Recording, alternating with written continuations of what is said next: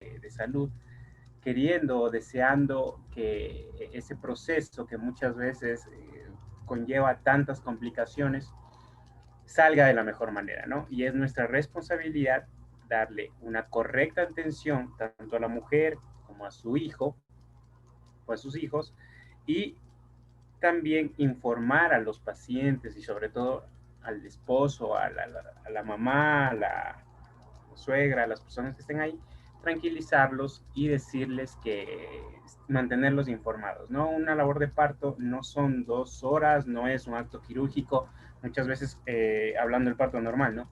No es como una cesárea que digo, bueno, me voy a demorar 2 horas y media, 2 horas o máximo hora y media y ya salimos de ese acto quirúrgico. Nosotros cuando hablamos de labor de parto y entra la mujer y bueno, va a haber varias variables, si es nulípara, si es multípara, pero cuando entra la labor de parto no podemos hablar de una hora fija, ¿no? Tenemos que estar pendientes, tenemos que ver la evaluación clínica, psicoprofilaxis dentro de lo que es la mujer para disminuir el dolor, para mejorar este proceso que está teniendo la mamá junto con su binomio, que es su hijo, ¿sí? Entonces, vamos a ver unos mecanismos, qué es el parto, el mecanismo fundamental y unas cosas muy particulares que les va a servir mucho en su vida práctica, ¿sí? Les pido por favor que si tienen alguna pregunta o algo no les queda claro, no duden en abrir su micrófono y prender y hablar, ¿no? No hay ningún problema, no interrumpen nada. Yo creo que todos los que estamos aquí ha sido para aprender, para reforzar. No nos conocemos a veces en clases porque me conocen mis compañeros y yo no sé algo, me da vergüenza, ¿cómo van a decir?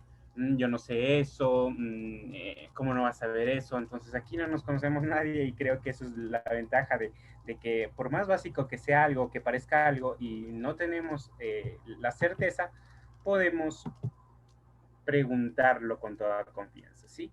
Entonces vamos a hablar del parto.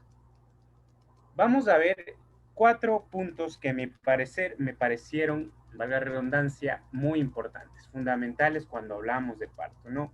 Primero, ¿qué es parto? No significa que una cesárea no sea parto, sí, es un parto por cesárea, pero es un acto quirúrgico. Aquí vamos a hablar del parto normal, del parto eutóxico, el parto que se da a través del canal de parto con un móvil fetal y que sale a través de la vagina, ¿no? El producto que en este caso es el feto. No significa que yo le digo a un ser vivo producto, ¿no? Pero ese es el término correcto cuando hacemos una evaluación biológica del proceso de la concepción, es un producto, ¿cierto? Entonces, vamos a hablar de los mecanismos, la fisiología y las etapas del parto y ciertas consideraciones que a mi parecer también particularmente quisiera que les quede claro sobre qué es su parto, dejar un poco de lado muchos mitos, muchas cosas que se siguen haciendo, que ya son arcaicas, que no han demostrado científicamente su beneficio y que ustedes cuando se acerquen a un área hospitalaria, en realidad yo cuando vi esta charla dije, bueno, es taller, wow, van a ser acercar a, yo qué sé, 10, 15 personas en un lugar donde sea mmm, manejado un poco con una higiene más o menos particular con respecto al COVID, pero pensé que iba a ser más enfocado en el taller, ¿no? Porque en realidad hablar de parto así, con diapositivas, es muy, muy, muy complicado. Sin embargo, vamos a tratarlo de abordarlo de la mejor manera, ¿sí? Les pido, por favor, que si algo no me están entendiendo, esto ya les digo, cuando hablamos de parto sería bueno tener un fantoma, un muñequito, cómo sale por la pelvis, qué es una pelvis, etcétera. Pero si algo no me están entendiendo, me lo digan con toda confianza para rectificarlo o volverlo a repasar. Entonces, primero, ¿qué es el parto? Como les dije, es un procedimiento, ¿no? En realidad el parto es el proceso por el cual termina el embarazo, ¿sí? llamamos parto a partir de la 20 semana de edad gestacional. Antes de la 20 semana de gestación, o sea, 19.6 semanas, no se puede denominar parto. Aquí se llama aborto. Una mujer con una gestación de 19.6 semanas no está teniendo parto. Aquí yo termino la gestación a través de un aborto, que puede ser un aborto terapéutico, un aborto accidental. Ya vamos a ver en la siguiente clase de hemorragias obstétricas, que las hemorragias en la primera mitad del embarazo son muchas veces asociadas a amenaza de aborto, aborto en curso, aborto inevitable, en fin. Entonces, yo le denomino parto la terminación de la gestación por cualquiera de sus medios a partir de las 20 semanas, ¿no? Y Bonilla, que es un libro muy bueno de Panamericana sobre ginecología y obstetricia, nos habla que el parto es un complejo conjunto de fenómenos mediante los cuales el útero expulsa el feto y sus anexos.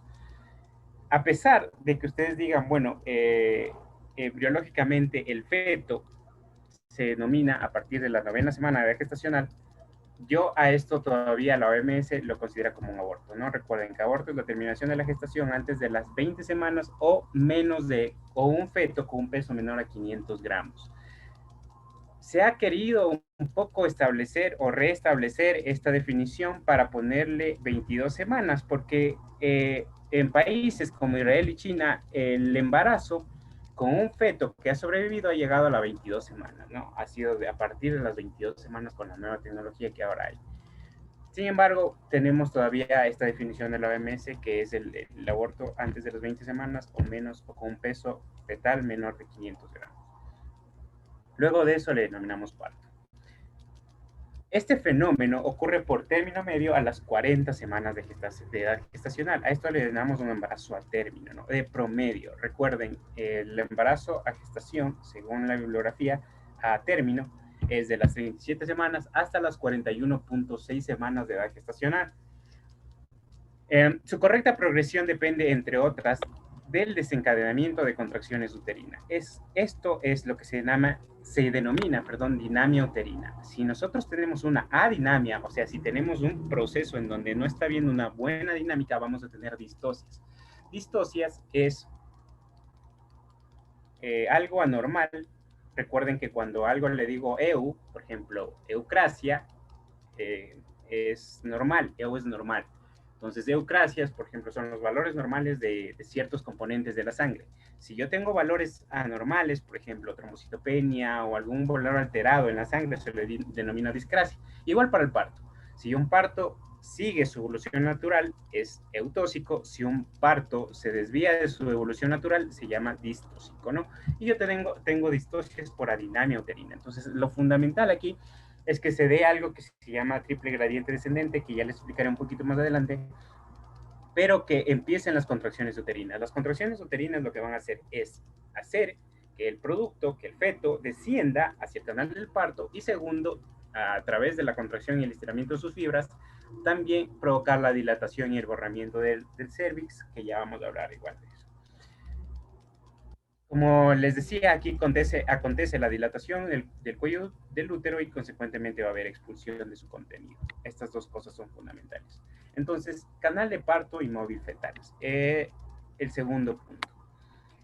El canal de parto lo dividimos en una parte ósea, que es la pelvis, y una parte blanda, que vendría a ser las partes blandas, ya vamos a ver eso. Y el móvil fetal es el componente fetal. Entonces, el feto tiene que hacer ciertas maniobras, podríamos decirle así, ciertos movimientos para irse adecuando a la pelvis materna. Ahora, móvil fetal es esto. El bebé que tiene que adaptarse a este canal, ¿cierto? A este canal óseo, y vamos a ver más adelante a un canal blando igual. Pero este óseo que resulta fundamental, muchas de las distocias están centradas en la anatomía de la mamá, ¿no? Una mujer con una talla menor de 1,40 centímetros y algunas consideraciones de mujeres con tallas menores de 1,50 tienen que ver mucho con la desproporción cefalopélvica, ¿no? La cabecita del bebé es un poco más grande para los diámetros de una pelvis y eso conlleva a que ese niño o no pueda bajar o cuando esté bajando no baje del completo o se demore mucho y se prolongue el parto. Ya vamos a hablar de eso con tranquilidad. Pero Esto denominamos móvil fetal, ¿no? El bebecito tiene que adaptarse, ya vamos a ver a través de qué movimientos, a través de qué mecanismos, a la pelvis materna. Y salir por aquí, este orificio que es el introito vaginal, que se dilata muchísimo, muchísimo, y que la vulva también con sus partes blandas se van a dilatar, el periné, no sé si...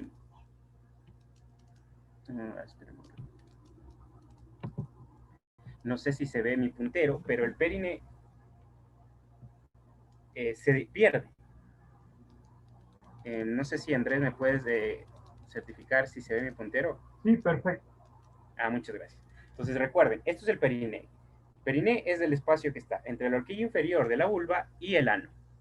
El periné se borra, absolutamente se pierde el momento del parto, ¿no? Eso es un indicativo también yo para evitar estar haciendo tactos a cada rato, digo, bueno, esa mujer ya está a punto de la expulsión, ya vamos a ver qué es el expulsivo, este espacio de aquí se pierde totalmente. Y esto que es la horquilla inferior de la vulva, que se forma por los labios menores, se está junto, hace un contacto muy estrecho con el ano, ¿no? Entonces, ese es el paso que tiene que irse abriendo y vamos a ver cómo, del móvil fetal. Entonces, para ponerles algo dentro de lo que es la biología y la antropobiología, el niño, el ser humano, el sapiens, nosotros nos hemos ido adaptando en cuanto a nuestra base estructural, ¿no? Recuerden que nosotros somos una especie de homínido. No significa que primero fuimos erectos, ni que luego fuimos sapiens o luego fuimos habilis, no. Con el tiempo convivimos en el mundo varios tipos de homínidos y sobrevivimos los sapiens. Hay un libro muy bueno que se llama Sapiens de animales a dioses y habla el proceso evolutivo, tanto social como biológico del homínido que ha tenido a lo largo de los años, y se habla de que la matanza o la primera matanza mundial de raza, podríamos decirle así, fue la que hizo el Sapiens con los demás, con sus demás congéneres, ¿no? Con el Erectus, con el Denisovanovano, con el Habilis, etc. Entonces, para ponerles un ejemplo, Lucy, que fue el famoso Australopithecus que encontraron en África, un humano promedio tenía, para nuestro peso, debería pedir, perdón, para nuestro peso, un cerebro humano en una persona más o menos de unos 70 metros de altura, de 1.70, su cerebro debería medir más o menos 900 gramos, debería pesar, perdón. Nosotros sabemos que llegamos a pesar nuestro cerebro 1300 gramos. Entonces, la pelvis en los Australopithecus era muy distinta. Miren, su proporción lateral, o sea, sus diámetros transversal, es mucho más ancho para lo que es el Homo sapiens, porque su cabeza y su longitud era menor, ¿no? Ellos sí se adaptaban a un animal biológicamente evolutivo que sería con un peso de una talla como la de tener unos 70 y, y un peso de 70 kilogramos a su contexto biológico normal, que sería máximo 900 gramos en el adulto, ¿no? Pero nosotros fuimos desarrollando el cerebro mucho más, y eso es lo que nos hizo algo, una especie particular, y luego ya empezaron eh, el antropocentrismo a solo centrarse en el humano, pero bueno, luego fue creciendo y evidentemente la especie fue modificando también su pelvis, ¿no? En base al tamaño del cerebro, ¿no? Entonces ya vemos que aquí es en el Homo erectus ya se va formando una especie de pelvis un poco más ovoidea, ¿no? Ya vemos que cambian sus longitudes, ya no se pone solo transversal, sino también se amplía antero-posterior, y ya vemos que en el Homo sapiens, que estos dos numeritos nunca se olviden, 32 y 37 centímetros, o 320 o 370 milímetros, es lo mismo, son nuestro percentil 10 y nuestro percentil 90 dentro de lo que es el diámetro de la cabeza de un niño. ¿Qué significa esto? Si yo tengo un niño cuyo perímetro cefálico es menos de 320, unos libros ponen menos de 310 milímetros o 31 centímetros, eso se llama microcefalia. Si yo tengo un niño más de 37 centímetros, más de 370 milímetros de perímetro cefálico, unos incluso se amplían hasta 39, pero si está más del percentil 95, eso se llama macrocefalia, ¿no? Ahí yo tengo que descartar otras cosas al momento del nacimiento, y yo tengo que descartar otras cosas, hipertensión, etcétera. Entonces, en base al crecimiento del encéfalo y en base al crecimiento de la pelvis, perdón, de la masa encefálica, la pelvis también fue tomando otra forma y en este caso ya se llama ginecoide, ¿no? Es la famosa pelvis. Antes era común hacer la pelvimetría, tanto externa e interna, a través de un tacto vaginal o a través de radiografías y ciertas otras técnicas para definir la pelvis, pelvis androide, pelvis platipeloide, etcétera. Eso se dejó a un lado porque más traía confusiones y había muchos problemas asociados al aumento de las cesáreas que no venían en ningún beneficio, ¿no? Nosotros tenemos que, para ver si un niño, si esa pelvis es competente con respecto a la cabeza, es fundamental hacer la ecografía en el tercer trimestre para medir los diámetros de la cabeza fetal y hacer el tacto vaginal, que no es un tacto cada hora ni cada 2 horas, ¿no? Es un solo tacto que se debería hacer por la persona más entrenada para valorar tanto los diámetros pelvianos, que vamos a ver cuáles son, y así poder descartar una posible incompetencia o una posible distosia cefalovaginal o cefalopélvica, perdón, que nos lleve a una distosia y que desencadene o que termine en un parto por cesárea. Entonces, móvil fetal, concepto morfológico dinámico, ¿no? Esto es algo completamente fundamental. El niño tiene que irse adaptando mediante mecanismos ya biológicamente activados en él que le van a ayudar a irse adaptando a los diámetros de la pelvis. El feto se considera como un cilindro ovoide integrado por 3 segmentos. Esto no olvidemos. Cabeza, hombros y nalgas. Estos segmentos son fundamentales porque cada uno de estos segmentos pueden presentar una alteración. Si una cabeza no se flexiona, o sea, no pega en algún momento de los movimientos, ya vamos a ver, no pega el mentón, no se adhiere o no flexiona su cabeza, o sea, no pega el mentón hacia el tórax, y en vez de pegarlo se deflexiona, quiere decir que la cabeza se va hacia atrás, yo ya puedo tener ahí una presentación de frente y eso me condiciona o me lleva a una distosia. A que el parto se demora, a que la dilatación se demore, a que el descenso se demore y que tenga un problema en donde tenga que terminar con procesos equimóticos de un parto traumático a nivel periocular del niño, o incluso que terminen por cesáreas, el niño es un poco grandecito. Los hombros también, hay la famosa distosia de hombres, ya vamos a ver más adelante, y las nalgas, que vamos a ver qué tipo de distosia nos puede producir. Pero el móvil fetal son estas tres cosas, ¿no? Cabeza, hombros y nalgas que presentan, o sea, el móvil fetal es todo el niño, ¿no? Que es como un ovoide. Pero en estos 3 segmentos puede haber un tipo de distosia, cabeza, hombros y nalgas. Entonces, estos 3 segmentos son capaces en sí, como les decía, de originar distosia. Los 2 últimos segmentos mencionados, o sea, el polo pelviano o podálico, desde la presentación, o sea, desde el segmento de las nalgas para abajo le denominamos pelviano o podálico, es lo mismo, ¿no? Entonces se le denomina igual, no significa que podálico y pelviano sea lo mismo, pero se lo considera de la misma manera. Integrado por las nalgas y los miembros inferiores, así como los hombros tienen un diámetro transverso respectivo importante. Y vamos a ver esos diámetros, que es el bitrocanterio, o sea, el diámetro que está entre los 2 trocánteres mayores del fémur, para las nalgas, y el biacromial, que es el diámetro que está entre los 2 apófisis acromiales para los hombros, ¿no? Entre los 2 acromion, perdón. Por el contrario, el polo cefálico, vamos a ver igual sus diámetros son mayores en ciertos ejes, ¿no? Perpendiculares, pero que tiene que adaptarse a la pelvis. Esto sería fundamental haberlo podido explicar con una pelvis ósea. Lastimosamente no se tiene y no la podemos ver bueno, personalmente, pero sí vamos a ver en dibujitos, ¿no? el polo cefálico tiene que hacer ciertas actitudes, ciertos movimientos, igual lo que le va a permitir modificar su tamaño de acuerdo al diámetro predominante en el que se encaje. Eso vamos a ver con calma. Yo sé que ahorita no me estoy haciendo comprender tan bien, pero vamos a irlo viendo con imágenes.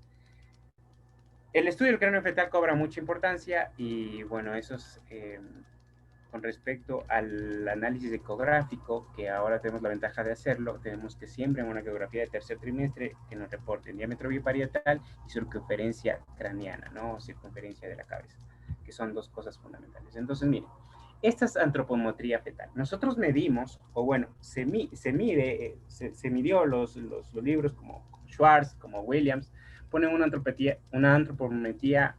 antropometría, perdón, común para todos. O sea, se hizo estudios en cientos de niños y vieron que los diámetros, particularmente en muchos de ellos, en el percentil 50, podríamos decirle así, son estos. Entonces, nosotros tenemos anatómicamente la cabecita dividida en un occipucio, que es la parte anterior, o sea, la nuca, en un sincipucio, que es la corona, lo que le llamamos comúnmente corona, en el bregma, ¿sí? Es la parte donde se juntan, o la fontanela anterior, es donde se juntan el frontal con los parietales, en el hueso frontal, una porción frontal, en una porción frontal inferior, en una subnasoniana, o sea, debajito de la nariz, en una mentoniana y en una submentoniana. Esto es fundamental porque yo tengo que medir diámetros, o bueno, tengo que establecer los diámetros que este niño va a ir con respecto a su posición de la cabeza con su cuerpo, va a ir adoptando. Eso les explicaré más adelante, un poquito más.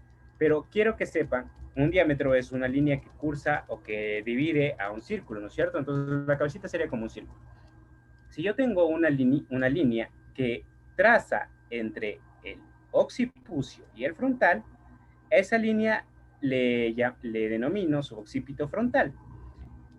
Ese diámetro, si ese niño toma esa postura, o sea, si es que baja, o sea, como quien dice, expone su nuca y mete su frontal, ese diámetro sería de 10.5 centímetros. Si él viene no ha flexionado, entonces yo digo, bueno, este niño viene en una antropometría, en una posición, en una actitud, mejor dicho, que sería sincípito, por ejemplo, si viene bajando y no ha flexionado su cabeza ni tampoco la ha flexionado, solo viene como recto, como quien dice, tenemos la cabeza recta, él vendría en sincípito frontal y vemos que ese diámetro es de 13 centímetros, es muy largo, es bastante largo. Entonces, si él llega, por ejemplo, a alzar un poquito su cabeza, ¿no? El niño cuando va bajando por la pelvis tiene que flexionarse, tiene que topar su mentón contra el tórax, eso le denominamos que ya viene en una actitud suboccipito bregmática o suboccipito frontal, depende de lo que yo toque al tacto vaginal, eso ya les explicaré un poquito más adelante, pero si él en vez de flexionarse, se estira su cabecita y se hace como para atrás, vendría en un sincipito mentoniano o incluso sincipito submentoniano, en donde miren, sus diámetros ya serían de 13.5 centímetros, 13.5 centímetros, ¿sí? En el suboccipito mentoniano y ya conlleva a problemas en el momento del descenso, porque ya en base a esto nosotros también tenemos que saber la antropometría de la pelvis normal. ¿Esto resulta fundamental? Sí, pero no es que lo cojo y lo hago en una ecografía, ni tampoco voy a hacer una resonancia magnética para coger y medir. No, esto yo tengo que saberlo. ¿Saberlo por qué? Porque al momento de un tacto vaginal yo tengo que medir su variedad de presentación. Ya les voy a explicar qué es eso.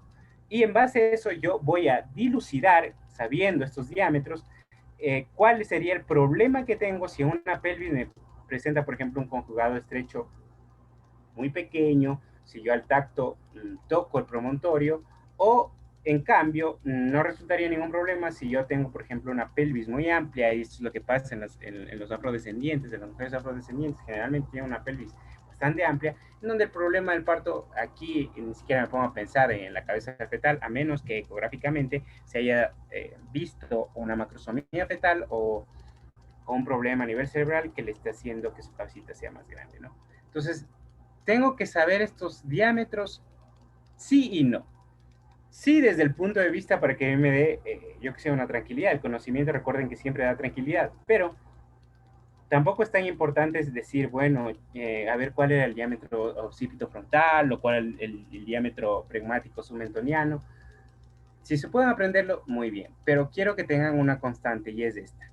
La manera que mejor desciende el feto es en su diámetro que mejor se adapta al canal de la pelvis. Y como veremos más abajo, miren, esta pelvis, ya les voy a volver a explicar, por eso les puse otra vez aquí los diámetros, esta pelvis o esta cabeza tiene que adaptarse a esa pelvis. Entonces el niño generalmente coge y deflexiona, o sea, presenta el occipucio, que es la nuca, y si yo topo en el tacto el bregma, yo digo, ah, ya, este niño viene en su occipito bregmático. O si topo la frentecita, viene en su occipito frontal. ¿Qué me dice eso? Que me viene en un diámetro que es de entre 9.5 centímetros si es el occipito bregmático, o entre 10.5 si es el occipito frontal. Pero si es el sincípito, ahí ya yo tengo problemas, porque ya son diámetros mucho más amplios. Si ven que ya son 13 centímetros si va a la nariz, o 13.5 centímetros, que es mucho más amplio, si va al mentón. El diámetro biacromial es este está entre entre los dos acromions a nivel de la escápula, ¿no? Entonces, es de 12 centímetros generalmente. Esto es importante, ya vamos a ver al momento de la expulsión, porque puede haber en el expulsivo, puede haber salido la cabeza, pero en algunas veces, particularmente en las pelvis, donde no hay un eje anteroposterior amplio, se dan las distocias de hombros que resultan en que yo tengo que a ese niñito hacerle maniobras para fracturarle una clavícula y que ese diámetro biacromial disminuya. Y o incluso en el momento de sacarlo, como no puede salir en su diámetro biacromial, hay lesiones que fracturan la clavícula y esto puede producir, o mejor dicho, produce lesiones a nivel del plexo braquial que producen eh, neuropatías de tipo apraxias o aprácticas, o sea, lesionan el plexo braquial.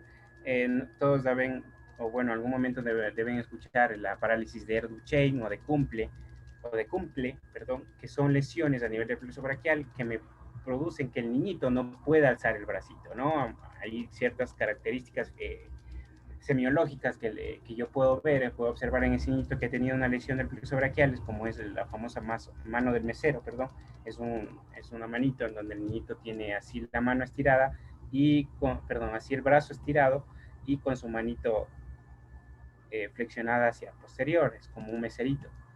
Entonces eso es una parálisis del plexo braquial, generalmente de sus segmentos distales. Recuerden que el plexo braquial son las raíces nerviosas que van de C4 a T1, con la mitad, un poco cogiendo la mitad de C3 y T2, ¿no?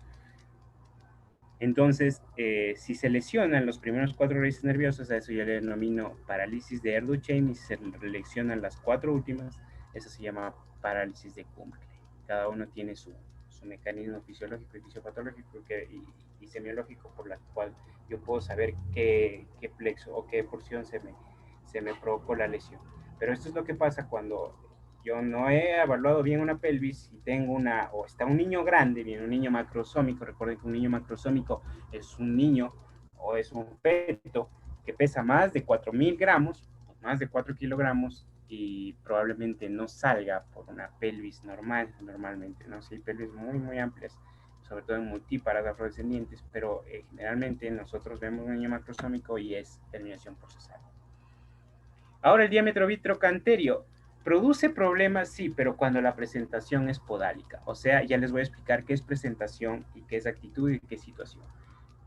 Pero quiero que tengan ahorita, miren que el diámetro vitrocanterio es el que más se adapta, que es el de 9.5 centímetros, que es un poco parecido al de la cabecita, ¿no? Al diámetro suboccipito bregmático, que es el más fisiológico. Vemos aquí diámetros igual, esto ahorita no es importante, pero esto sí. Miren, la mamá, el momento que hago un tacto vaginal, hago esto. disculpen que me adelante. En su imagencita, en la imagen inferior derecha que estoy apuntando con el puntero, yo meto la mano con dos dedos, ¿cierto? Con mi dedo índice y mi dedo medio. Tengo que conocer el diámetro o tengo que conocer cuánto mide la distancia entre la raíz del pulgar y mi dedo mayor, o sea, y mi dedo medio. Tengo que conocer cuánto mide esta distancia, porque en base a eso yo voy a deducir cuánto mide esa pelvis. Entonces yo entro con mis dos dedos así. Acá está la sínfisis del pubis, yo tengo un borde superior y un borde inferior. Si nosotros hiciéramos una manera de ejemplo de cómo entraría los dedos, sería nosotros, ¿no es cierto?, coger con un dedo, con una mano, perdón, y hacer una especie de cilindro, y con la otra mano coger los dos dedos, hacer como una pistolita, ¿no? No sé si me están viendo a mí la cámara, imagino que no, pero hacer como esta acción de una pistola con los dedos. Sí, te vemos, David. Ah, ya, muchas gracias. Entonces, miren, ustedes tendrían así, hacer con una manito una especie de cilindro y con la otra así esta especie de pistola. Entonces, para hacer el ejemplo aquí sería que ustedes entran, este es el introito vaginal, ustedes entran así. Tienen que saber cuánto mide de aquí a acá, ustedes tienen que medirse cada vez que vayan a hacer un examen ginecológico, antes de que vayan a ginecología o antes de que vayan a entrar a un parto o antes de que vayan a hacer una evaluación obstétrica, ustedes ya tienen que saber cuánto les mide de acá. Generalmente, en mi caso, mide estos 12 centímetros. Ahí, obviamente, personas más altas les mide casi 14 centímetros, son más grandes, ¿no es cierto? Ustedes habrán visto ginecólogos que son súper altos, tienen unas manísimas, ¿no? A ellos estos diámetros son mucho más amplios, ¿no? Y obviamente las mujeres son un poquito más chiquitas, sus diámetros igual, esta longitud es un poquito más chiquita, ¿no? Entonces tienen que saber medir. ¿Por qué? Porque en el momento en que yo hago así, voy metiendo, voy a hacer a medir esto, que es este diámetro anteroposterior. Este diámetro anteroposterior yo lo denomino conjugado obstétrico. Conjugado obstétrico, ¿por qué? Porque es el diámetro que más me va a decir si esa pelvis es apta para que parto, para que el niño descienda o no. Eventualmente, como les dije, se denominó, se subclasificó a las pelvis en androide, platipeloide, ginecoide, dependiendo de sus diámetros, si era un diámetro mayor antero-posterior, pero disminuía en su diámetro transversal, o si era un diámetro transversal más amplio y disminuía en su diámetro anteposterior. Ahora eso no existe, ya se ha dejado, ¿no? Pero sí tengo que evaluar esto. Entonces cojo, meto los dedos, y al meter los dedos voy a irme al fondo. Obviamente cuando un niño todavía no está tan descendido, ¿no? El niño que está en primer plano, ya vamos a ver igual qué es eso. Meto los dedos y si yo en mi caso, ¿no? Que yo sé que mi diámetro, que la longitud que está desde mi raíz del dedo pulgar hasta mi dedo medio, mide 12 centímetros. Si yo llego a tocar el sacro, digo, ya esta pelvis es probablemente estrecha. No digo que es estrecha, les digo probablemente. ¿Por qué? Porque primero es una medida subjetiva mía. Y segundo, el conjugado obstétrico tiene que medir mínimo, es 10.5 centímetros. Unos lo han puesto hasta 9 centímetros lo mínimo y unos los ponen como 12. Eventualmente, ustedes pongámosle aquí 11 centímetros que tienen que medir este conjugado obstétrico. Significa que si yo toco, como yo sé, eso de aquí les dije que es el conjugado, ¿no? Es esta línea que va desde la sínfisis del pubis hasta el sacro, hasta el promontorio, mejor dicho, hasta la parte superior del sacro, que es el promontorio. Entonces yo tengo que tapar, y si alcanzo el promontorio, que es la parte muy ósea, muy dura y muy gruesa, digo, dependiendo del diámetro, por ejemplo, si ustedes tienen una mano chiquita y su diámetro es 11 centímetros, si ustedes tocan, esa pelvis es estrecha, este niño probablemente no vaya. Pero yo, como les digo, mide 12 centímetros, digo, bueno, yo sé que el conjugado obstétrico puede medir hasta 10.5 centímetros. ¿Por qué? Porque ese niño va a venir en este diámetro fisiológicamente, y en el 90% de los partos viene en este diámetro, viene en el suboccipito frontal o en el suboccipito bregmático. El suboccipito bregmático es el mejor, viene en 9.5 centímetros, o sea, su cabecita se adapta para bajar y ese diámetro que expone es de 9.5 centímetros. El suboccipito frontal, o sea, en el que él generalmente se encaja, es de 10.5 centímetros, vendría a ser el tope, ¿no?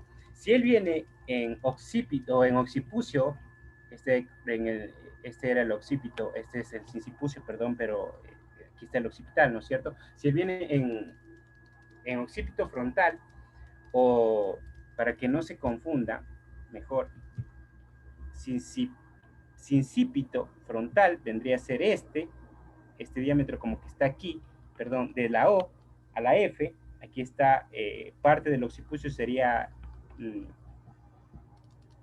este en realidad es el occipucio, discúlpenme, este es el suboccipucio, este es el occipucio, pero todo esto yo lo denomino suboccipito, y a esto occipito, si este diámetro viene en occipito frontal, si vienen, o sea, están viendo que es desde la parte más superior del occipucio hacia el frontal, ese diámetro va a ser de 12 centímetros, es bastante amplio, ¿sí ven? Y el conjugado obstétrico es de 10.5 centímetros, es de 11, pero es 0.5 centímetros robado por una especie de apófisis que tiene la parte posterior de la sínfisis del pubis. Esto lo veríamos muy bien en una pelvis ósea. Lastimosamente no la podemos ver.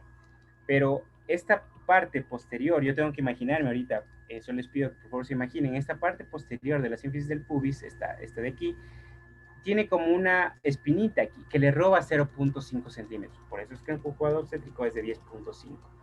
Si este niño viene en suboccipito frontal, o sea, viene así, desde aquí a acá, vendría desde por aquí a acá, recuerden, vamos otra vez acá, si viene desde aquí acá, miren, son 10 centímetros, 10.5, perdón. Y se viene de aquí, o sea, si él flexionó tanto para venir así, eso vamos a ver en otras imágenes, para venir así, que sería el mejor, es de 9.5 centímetros, entonces ahí yo me quedo completo. El diámetro que más me produce distosia es cuando el niño viene o de frente, significa que yo voy a topar. O sea, yo hago el tacto y topo el polo de presentación. El polo de presentación es esto. Puede venir de cabeza o puede venir de nalgas, que es podálico, ¿no? Si viene de cabeza, yo ahí veo la variedad de presentación. Entonces, viene de cabeza y ya les voy a explicar un poquito más adelante otra vez con el tacto vaginal más o menos simulado. Si viene de cabeza, esta es una presentación cefálica. Si viene de nalgas, yo hago el tacto o hago la ecografía o me reportan la ecografía o en el tacto topo unas partes bien blandas y unas protrusiones óseas bien agudas, que puede ser el coxis. Yo digo, este niño me viene de nalguitas, ¿no? Esa sería presentación podálica. Si yo no siento ninguna de las dos cosas, a veces los niños se ponen de lado, es una presentación transversa. Entonces, el momento que yo voy a hacer el tacto vaginal, voy a medir el conjugado obstétrico. Entonces meto, ¿no es cierto? Como les decía en mi tubito, meto y voy a irme al fondo en el canal vaginal. Si yo alcanzo a topar el sacro y tengo unos dedos, yo sé cuánto miden mis dedos. Y digo, supongamos, ustedes son una mujercita, ya son mujeres. La que va a hacer el examen es una mujer. Y ustedes saben que su manito es mucho más pequeña en muchos casos, ¿no? No siempre. Y ustedes saben que su diámetro o la longitud es de 9 centímetros entre la raíz del pulgar y el dedo medio. Si se topan y ustedes llegan a topar el promontero y dicen, no, esta es una pelvis estrecha, este niño no va a salir por ahí nunca. ¿Por qué? Porque yo sé que incluso si aunque venga el niño en una presentación bien flexionada, o sea, su occipito bregmático, este niño va a tener su diámetro menor, va a ser de 9.5 centímetros y no va a pasar por un eje anteroposterior que es el principal para bajar por ese canal de la pelvis, ¿no? Tengo que saber también el diámetro oblicuo. El niño, cuando está bajando, se pone en una longitud anteroposterior, pero cuando se va a presentar, ¿qué significa presentar? El niño está en el útero, ¿no es cierto? Crece todo el momento en su útero, pero el momento ya cuando va a finalizar el parto, las contracciones expulsan, es como que quieren botar lo botan, mejor dicho, no es como lo quieren botar, lo quieren botar, o lo están botando. Entonces lo empieza a descender por la acción gravitatoria, y por eso hablábamos de que la cabeza es el eje más gravitatorio, el mismo peso de la cabeza hace que vaya diseccionando junto con las contracciones uterinas, y el niño se empieza a presentar. ¿En presentar a dónde? A la pelvis, a esta parte de aquí. Esto es la cabeza, imagínense que esto es la cabeza y va metiéndose a esto, que sería el estrecho superior o la pelvis mayor de la pelvis, valga la redundancia. Entonces, mire, tiene que irse adaptando a esto. En el 90% de los casos, el niño se presenta en una situación occipito ilíaca izquierda anterior. Ya vamos a ver qué es eso. Ya yo tengo imágenes, tranquilos, pero quiero que se lleven esto. ¿Qué significa? Que su cabecita, su occipital, va a estar en relación perpendicular, perdón, paralela con respecto a esta línea que sería la parte isquiática del hueso coxal, ¿no es cierto? El niño pone su cabecita así como de lado y se mete de ladito. ¿De lado? ¿Qué lado generalmente se da más del 70% de las veces? El lado izquierdo. Entonces, mire, se pone en este oblicuo, que sería de 12 centímetros, muy bien. Si se pone de ladito, sería en este diámetro transverso, que es de 12.5 centímetros, igual, muy bien. Si ustedes ven, el diámetro en la mayoría de las pelvis, en una pelvis ginecoide, el diámetro oblicuo mayor es el de 13 centímetros, que es este oblicuo, perdón, es de 12 centímetros, que es ese oblicuo izquierdo. Y el diámetro mayor es este transverso, que es de 13 centímetros, una pelvis ginecoide. Ojo, otra vez, ¿cómo evalúo que una pelvis ginecoide? Hago un tacto, me voy hacia atrás y si toco ese promontorio, y bueno, si no lo toco, lo fundamental sería que no lo toque sabiendo que mis dedos miden mínimo miden 12 centímetros. Si yo no lo toco, digo, esto es una pelvis amplia, esto es una pelvis posiblemente ginecoide. No me voy a ir a los lados, aunque muchas veces en el tacto nosotros nos dicen desciendan, se van a intentar a tocar el promontorio. Si no tocan el promontorio, descienden a través del sacro y más abajito tocan las espinas ilíacas, las espinas ciáticas, perdón. Se debe hacer, sí, pero arriba, que esto es el estrecho superior, es la parte de arriba donde está viendo el niño cuando está bajando, él vería esto, bueno, imaginándose, él vería esto, vemos que es un diámetro transversal, yo no puedo topar esta línea inominada de aquí, pero sí puedo topar estas espinas de aquí, que sería más abajito, eso ya les voy a volver a explicar más abajo en un tacto vaginal.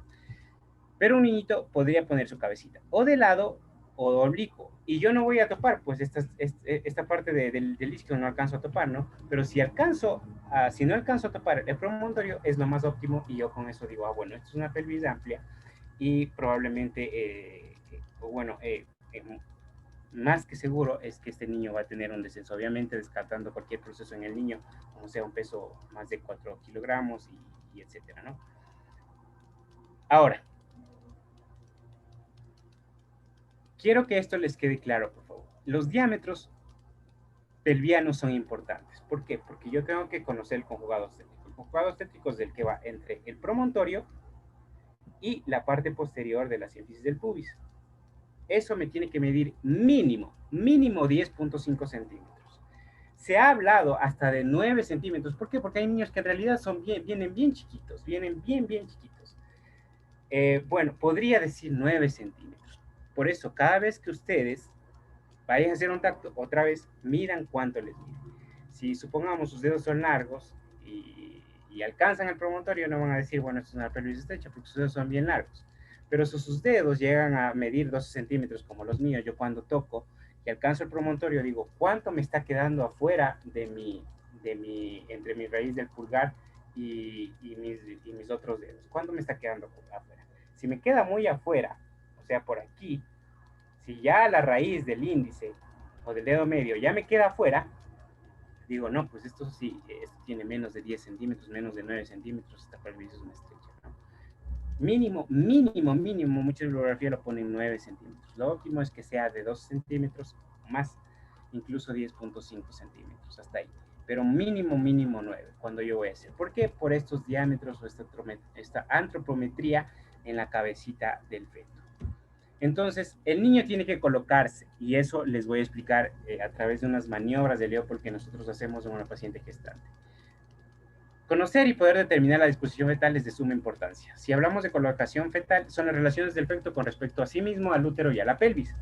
La apreciación de tal colocación puede establecerse en obstetricia según medias normas fundamentales. Nosotros podemos verla en el eco, podemos verlas a través de un buen examen físico y esto se llama maniobras de Leopold. Deben ser dominadas por toda persona que va a hacer el examen obstétrico. Entonces, miren, la mamá viene así, viene una gestación a término, el niño no lo veo así, como está acá, pero sí lo veo así, o me lo imagino así. Entonces, son 4 maniobras de Leopold, ¿no? Un médico que las describió, un médico ginecólogo. La primera maniobra consiste en, con el dorso de las 2 manos, yo irme al fondo uterino. Esa es la primera maniobra. El dorso de las 2 manos, yo voy a buscar el fondo uterino. Con esto, yo describo 2 cosas. Primero, altura uterina, que recuerden que la altura uterina es un predictor indirecto de la edad gestacional, del peso del niño y también de ciertos problemas. A veces yo tengo, por ejemplo, por fecha de última menstruación, 12 semanas, pero yo le hago una altura o fondo uterino y está, supongamos, a nivel del ombligo, que sería más o menos si el niño tuviera 20 semanas de edad gestacional. Entonces digo, wow, ese fondo uterino está muy alto. O hay un error en la fecha de última menstruación, o puede ser un embarazo gemelar, o puede ser una mole datiforme, etc. Entonces, esto también me sirve. Con la primera maniobra, yo veo el fondo uterino para ver edad gestacional. Con la segunda maniobra, con el dorso de las manos, yo voy a ir buscando el dorso fetal para ver en qué posición está. Si está en izquierda, quiere decir que el dorso está hacia la izquierda, y si está en derecha, el dorso estaría para acá, ¿no es cierto? Y sigo bajando y con una sola mano pongo el talón, bueno, pongo la parte, no el talón, perdón, pongo la parte del carpo, o sea, mi parte de la raíz de la mano, en la sínfisis del pubis y voy a buscar el polo fetal. El polo fetal es el que está aquí en relación con la pelvis. Entonces veo, con el dedo índice, el dedo medio y el dedo pulgar, hago una palpación de ese polo fetal y voy a ver 2 cosas. Este polo fetal parece cabeza o parece nalgas o no parece ninguna de las dos. A veces los niños vienen así, están así de lado, o a veces vienen así, de nalga, así. Eso ya vamos a ver otra vez. Por eso les estoy diciendo que por favor tengan un poco de calma. Entonces, miren, palpo. ¿Cuál es la característica de una presentación cefálica? Ese polo pelotea, significa que yo al momento que lo estoy moviendo se mueve como una pelotita, es fijo. Si es fijo, ya, eso puede ser que esté en nalga. Es deprimible, puede ser una nalguita. No es deprimible, es durito, ya es cabeza. Y la forma, ¿no es cierto? Tiene una forma como redondita, evidentemente es cabeza. No tiene una forma como cuadrada, es nalguita. Entonces, la tercera maniobra me sirve para ver el polo de presentación. Y la cuarta maniobra, que sería que yo me pongo, le doy la espalda a la mamita y voy con mis manos, si ven aquí, como ustedes pueden ver, las manitos hacia la pelvis y con el dorso de las manos voy a intentar palpar cuánto del fetito se está metiendo a la pelvis. Cuando un feto está descendiendo, primero se presenta. ¿Qué significa que se presenta? Está en relación con la pelvis, pero si yo siento muy claro la cabeza y se mueve, digo, ya, este niño todavía está móvil, está todavía muy arriba. Si yo ya siento la cabecita y no se mueve mucho y ya incluso ya empiezo a sentir un poquito de partes fetales como la nariz o cositas que se empiezan a hundir, digo, bueno, este niño ya no se mueve mucho la cabecita, está insinuándose, o sea, ya se está metiendo a la pelvis. Y si yo ya no siento nada y con la cuarta maniobra ya veo que ya ni siquiera le alcanzo a tocar la cabeza, ya solo le toco es de aquí la espaldita, los hombros, digo, ya este niño está encajado. Entonces tengo estos 3 segmentos. 4. Posición, situación, presentación y actitud. La situación es el eje que toma el feto con respecto al eje materno. Puede ser una situación vertical o puede ser una situación transversal. La posición es la parte que expresa el feto con respecto a su dorso, ¿no? Se pone su dorso al lado derecho o se pone su dorso al lado izquierdo. La presentación, como les dije, puede ser de cabecita o de nalgas y la actitud va a ser o se flexionó o se deflexionó. Esa va a ser su actitud, que la podemos valorar a través de la variedad de presentación. Entonces, miren, esto de aquí es importante. Así es como yo me voy a imaginar al feto. Miren estas imagencitas de aquí. Yo entro con el tacto vaginal, perdón, con mis dedos.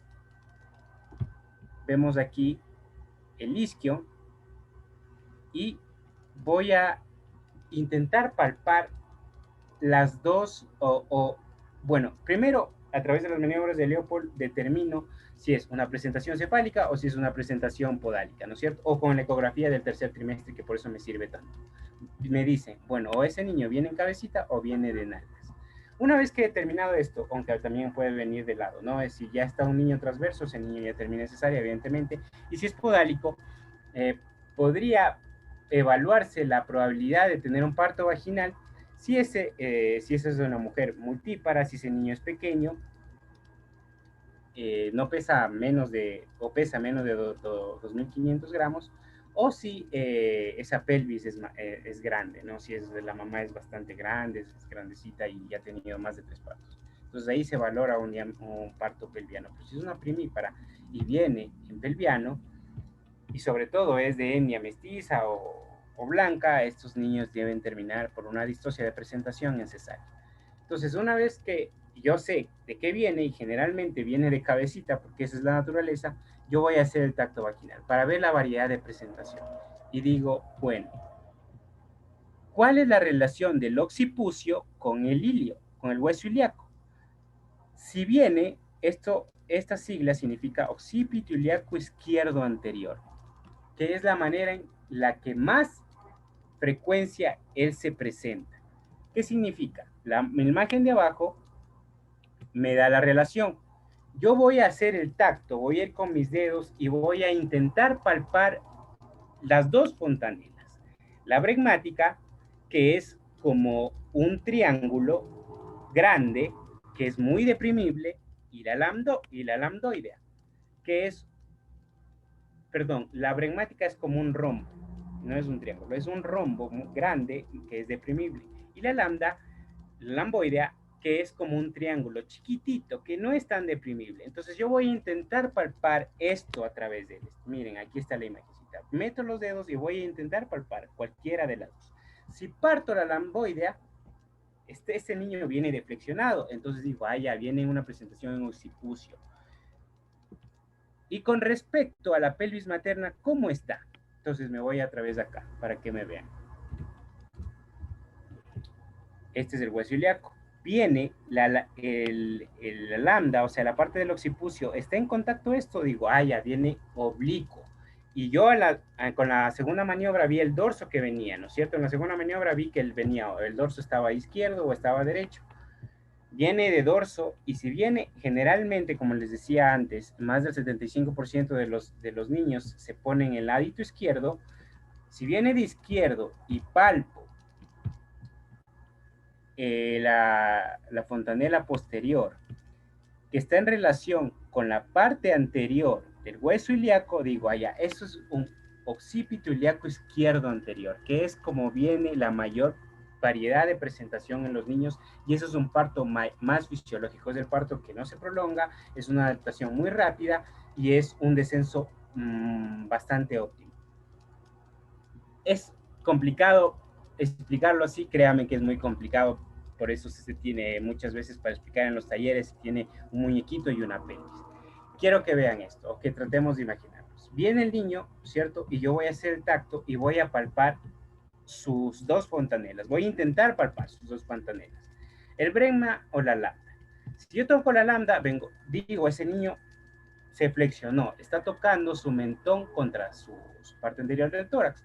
Entonces voy a decir en relación al hueso ilíaco, ¿dónde está ese occipucio? ¿Está hacia anterior o está hacia posterior? Quiero que vean que este triángulo es el que figura como la fontanela posterior, y como está, esta aquí es la sínfisis del pubis, este es el isquion y este es el sacro. Como está hacia anterior, eso lo denomina una variedad de presentación occipito ilíaco izquierdo anterior. Yo me quedo tranquilísimo porque ese niño viene en su variedad de presentación más fisiológica. Hay otras variedades de presentaciones también que no son tan malas, ¿no? Pero que pueden producir un tipo de retardo en su descenso, son sobre todo las posteriores. Cuando yo toco la lambda, o sea, ese triangulito chiquito que está en relación con la parte posterior de la pelvis, y sobre todo que está en el lado derecho con respecto a la pelvis materna, ese es un occipito ilíaco derecho posterior, y ese es el que a veces el que más presenta prolongación en el descenso del niño, porque es un diámetro, como pueden ustedes ver aquí, transverso, que es más corto, el derecho. Ahora, el objetivo de esto es que ustedes comprendan que la importancia de un tacto vaginal es fundamental. El momento del parto. ¿Por qué? Porque esto yo tengo que evaluarlo con un solo tacto. Si yo empiezo a hacerle uno, dos, tres tactos a la mujer, primero las partes blandas de la vulva se edematizan. Eso le conlleva un trauma, eso se llama trauma obstétrico.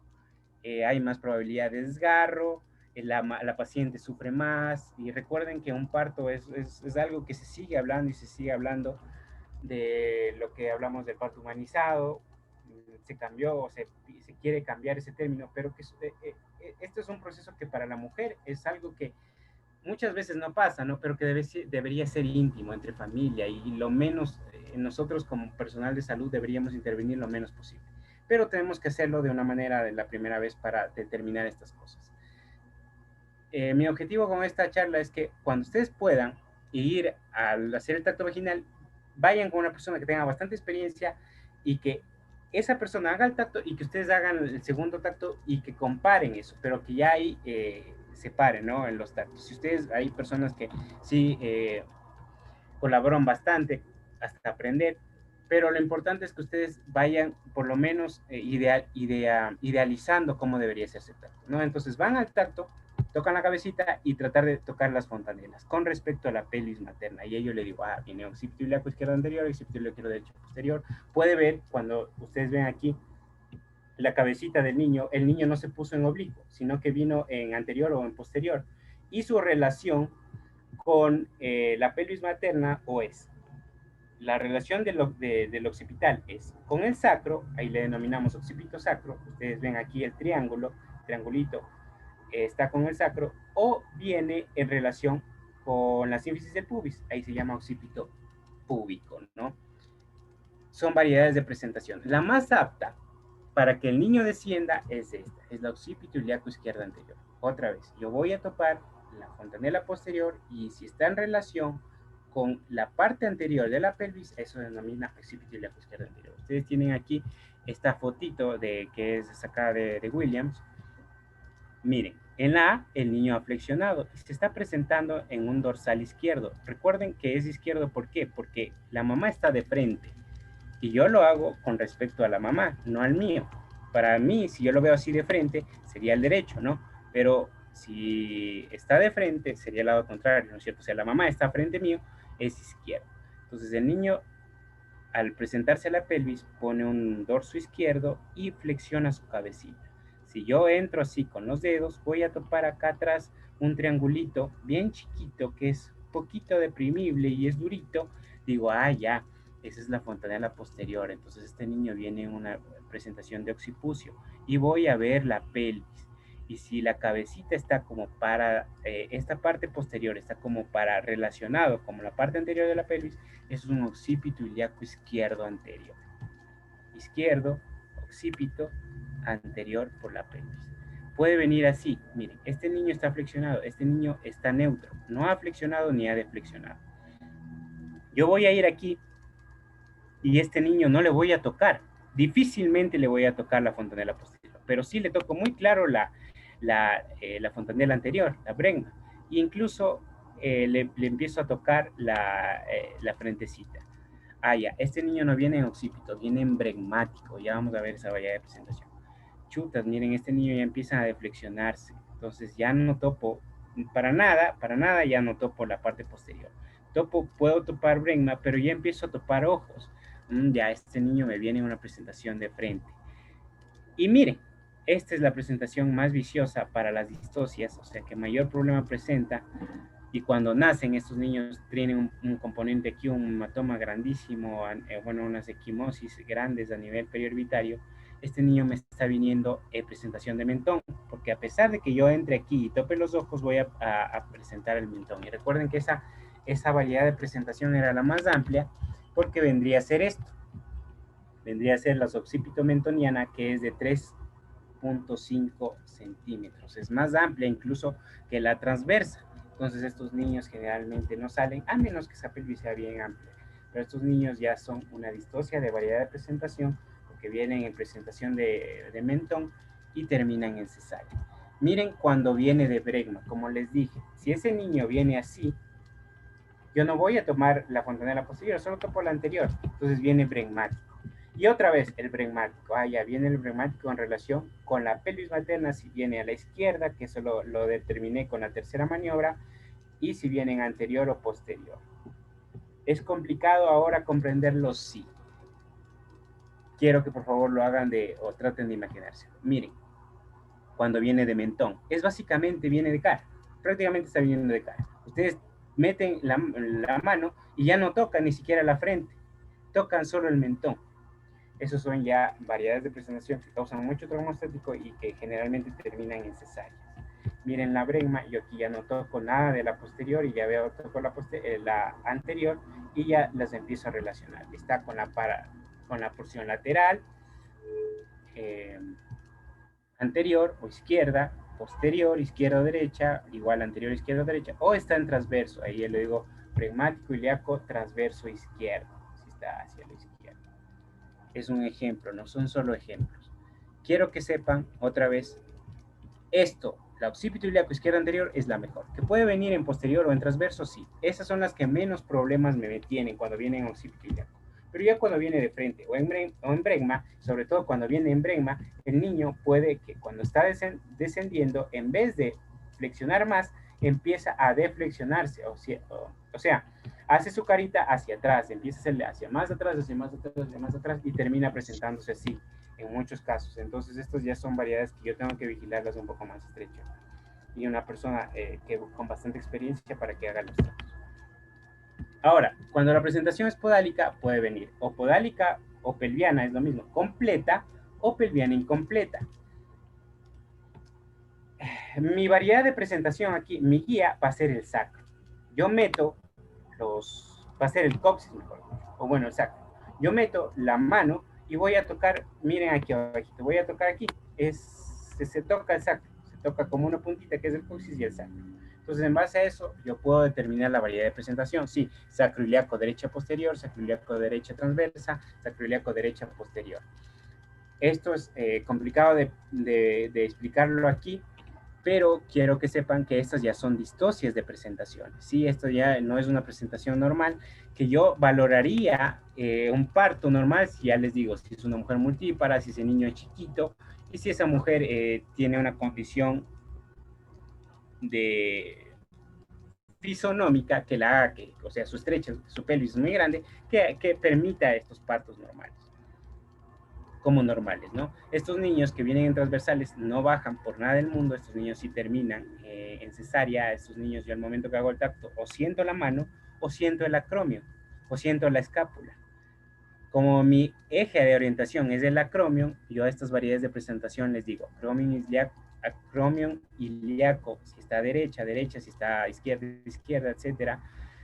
Derecha anterior, acromion ilíaco, derecha posterior, acromion ilíaco transversa, etc. Si el niño no viene sentado, sino que además, o sea, si el niño, yo al momento que voy a hacer el tacto vaginal, siento la pelvis, pero también siento los miembros inferiores, eso se llama pelviana completa. Si el niño viene sentado, pero sus miembros inferiores están así, como para arriba, yo al momento del tacto no voy a topar para nada los miembros inferiores, nada, solo voy a topar nada. Eso se llama pelviana incompleta, para que más o menos tengamos una idea de qué es eso. Aquí lo importante es esto. Yo identifico una pelviana, ya, no es una presentación fisiológica, es una distosia de presentación. Nosotros ponemos ahí en el diagnóstico, embarazo de tantas semanas más distosia de presentación o presentación pelviana. Y completa ya va a depender de la capacidad que ustedes tengan para hacer tacto. Ahora, el canal óseo o el canal del parto, que se divide en óseo y blando, tiene sus medidas, como les habíamos dicho. Yo veo desde arriba la pelvis y estas son las medidas que yo tengo que saber. Bueno, es la pelvis, una pelvis normal, yo tengo un diámetro oblicuo, un diámetro dorsal y un diámetro anteroposterior. Sé que mi diámetro transverso es el más amplio, entonces si la cabecita yo le toco al niño que viene de ladito, ya está muy bien. Si viene, si el dorso yo llego a topárselo anterior, digo, bueno, viene anteroposterior, está muy bien. Si viene posterior, o sea, si viene con su cabecita hacia para acá, ya es un problema, pero veo en qué oblicuo está presentándose, en el izquierdo o en el derecho. Si en el izquierdo sería lo mejor. Pero el canal del parto sigue, y esto es un problema, como les digo, tratar de explicarles así, porque yo tengo que evaluarlo todo esto con el tacto vaginal. Aquí está el conjugado obstétrico. Yo meto mis manos, mis dedos, y entrarían por aquí. Este es el borde inferior de la sínfisis del pubis. Acá está el promontorio. Miren cuánto mide. Mide 12 centímetros. Pero como les decía, aquí en su parte media es donde menos mide, que es 11 centímetros, pero su parte media le roba 0.5 centímetros porque aquí hay una saliente en la parte posterior de la sínfisis del pubis que le roba 5 centímetros, entonces yo tengo como medio 10.5 centímetros. Lo óptimo es que mida 12, min 10.5, mínimo 9 centímetros. Otra vez, si yo al meter los dedos, esto de aquí, yo topo promontorio y esto, y sé que mis dedos, o esto mide menos de 9 centímetros, eso es una distocia cefalopelviana. ¿Por qué? Porque esa pelvis está muy chiquita y esa cabeza no va a pasar por ahí. Entonces el conjugado obstétrico es esto. Es la línea que pasa entre el borde inferior de la sínfisis del pubis y el promontorio. Y tiene que medir mínimo 9 centímetros. Lo óptimo es que mida 12 y más. Pero mínimo 9 centímetros, ¿sí? Yo tengo otros, el momento que hago el tacto, llego aquí con mis dedos, voy a intentar tocar el promontorio. Lo óptimo es que no lo toque, ¿no es cierto? Pero bueno, va a haber personas que sí lo van a tocar, sus dedos son amplios. Por ejemplo, yo sí lo toco. Mis dedos miden entre la raíz del pulgar y mi dedo mayor, mide 12 centímetros, entonces yo sí lo alcanzo a tocar. Habría personas que se queden por aquí, sí, pero por eso es importante saber cuánto. Pero habrá personas que lo topen, pero sus dedos miden, yo qué sé, 13 centímetros, entonces se quedará gran parte afuera de sus dedos. ¿Qué más debemos hacer aparte de medir el conjugado obstétrico? Medir el sacro, o bueno, evaluar el sacro, no lo medimos, evaluarlo, evaluar la concavidad del sacro, ver si el sacro es cóncavo, luego seguimos bajando y cuando bajamos un poco, tratar de lateralizar los dedos para ver si toco las tuberosidades o las espinas ciáticas.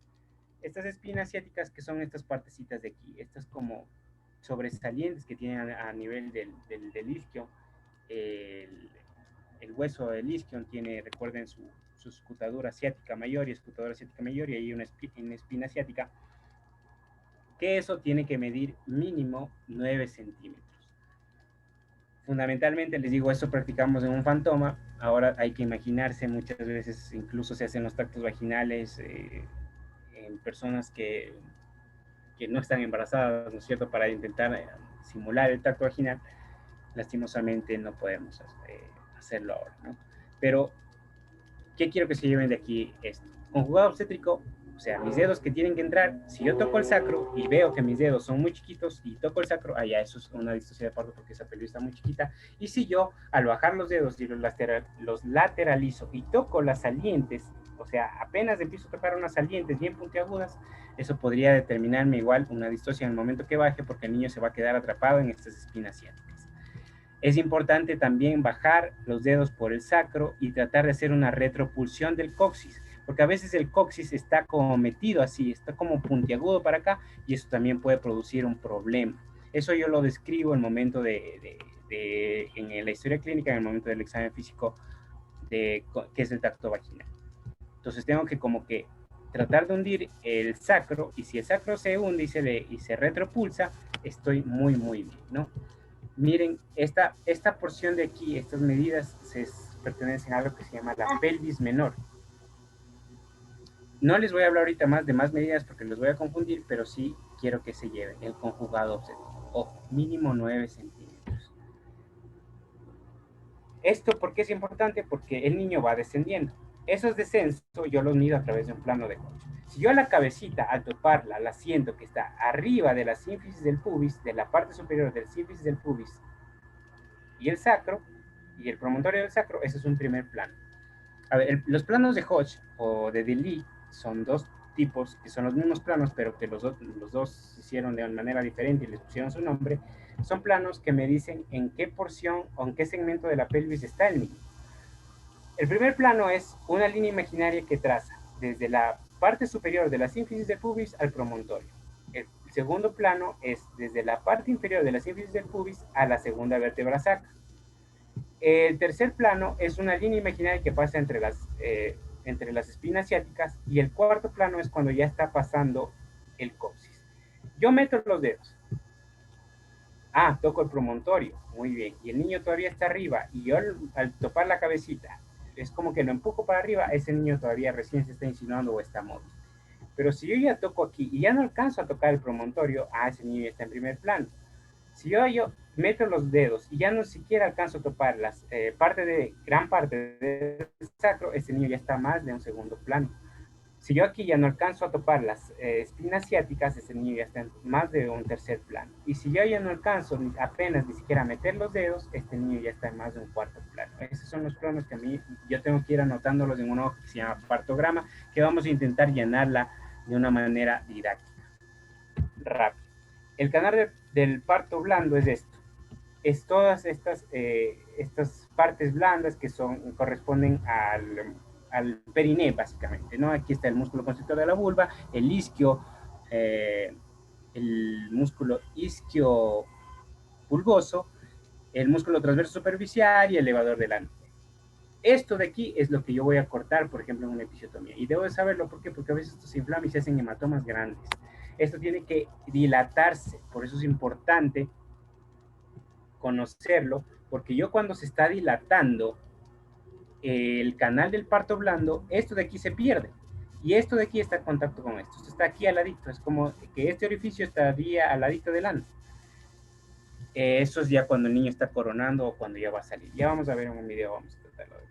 El mecanismo y la fisiología de las etapas. Ahora, aquí tiene que quedar claro, ¿no es cierto? En el canal del parto óseo vamos a valorar el conjugado obstétrico, que sería lo principal, y el plano de presentación del niño en el que viene. O sea, en el plano de descenso mejor, el niño en el que está. Y en el canal blando vamos a ver si no hay un estrechamiento. Y estrechamiento es este principal, que es estas son las tuberosidades isquiáticas. Yo debería poner, o bueno, debería hacer esta pelvimetría externa básica, que es primero poner aquí los dos dedos para ver si es un ángulo cerrado o un ángulo abierto. Si este ángulo que se está formando entre las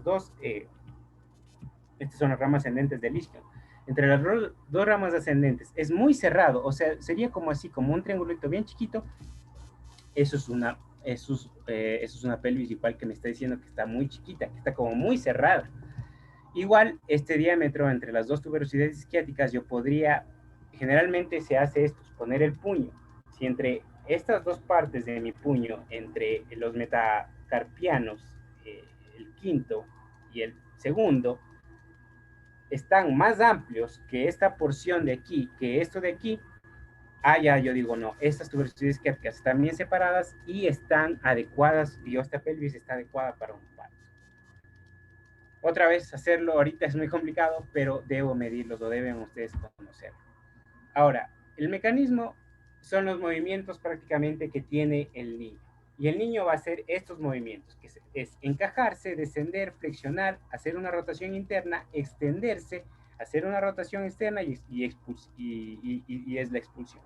¿Debo saberlos? No, pero debo conocerlos. El niño se encaja, es como el niño, al momento que está metiendo la cabecita, se va metiendo la pelvis, como les decía. O está insinuándose, o ya se encajó, o ya se metió con toda su cabeza con toda seguridad. También puede estar descendiendo, ¿no es cierto? Entonces el descenso va a depender de la presión del líquido, de la presión directa del fondo del útero y de los esfuerzos del pujo. Luego de descender se flexiona, luego hace una rotación interna, luego se extiende, hace una rotación externa y se expulsa. Esto por cuestión de tiempo vamos a verlo de una manera más rápida aquí. Viene el niño y se mete a la pelvis. Eso se llama encajamiento. La cabeza antes de encajarse está flotando. Es como yo lo vería desde abajo, o como lo veo, me lo imagino haciendo el tacto vaginal. Mire, yo hago el tacto vaginal y voy a buscar mi fontanela anterior y posterior. Si toco la posterior, digo, ahí ya viene un occipito. Y en base a eso, de cómo está con relación con la pelvis materna, digo, es un occipito ilíaco izquierdo anterior, posterior, como ya habíamos visto. Más del 70%, William lo reportó, más del 70% de las variedades de presentación vienen en occipito ilíaco izquierdo anterior, porque es la variedad de presentación más fisiológica. Entonces se va metiendo, se encaja. Luego el niño de encajar se va descendiendo, se desciende y también va un poco flexionando, pero sobre todo esa flexión le ayuda, si ven que al principio no estaba tan flexionado su cabeza, pero termina de flexionarse bien para presentar su diámetro menor, que sería el suboccipito bregmático, ¿no es cierto? O el suboccipito frontal, que vendría a ser esto. Él como que presenta así.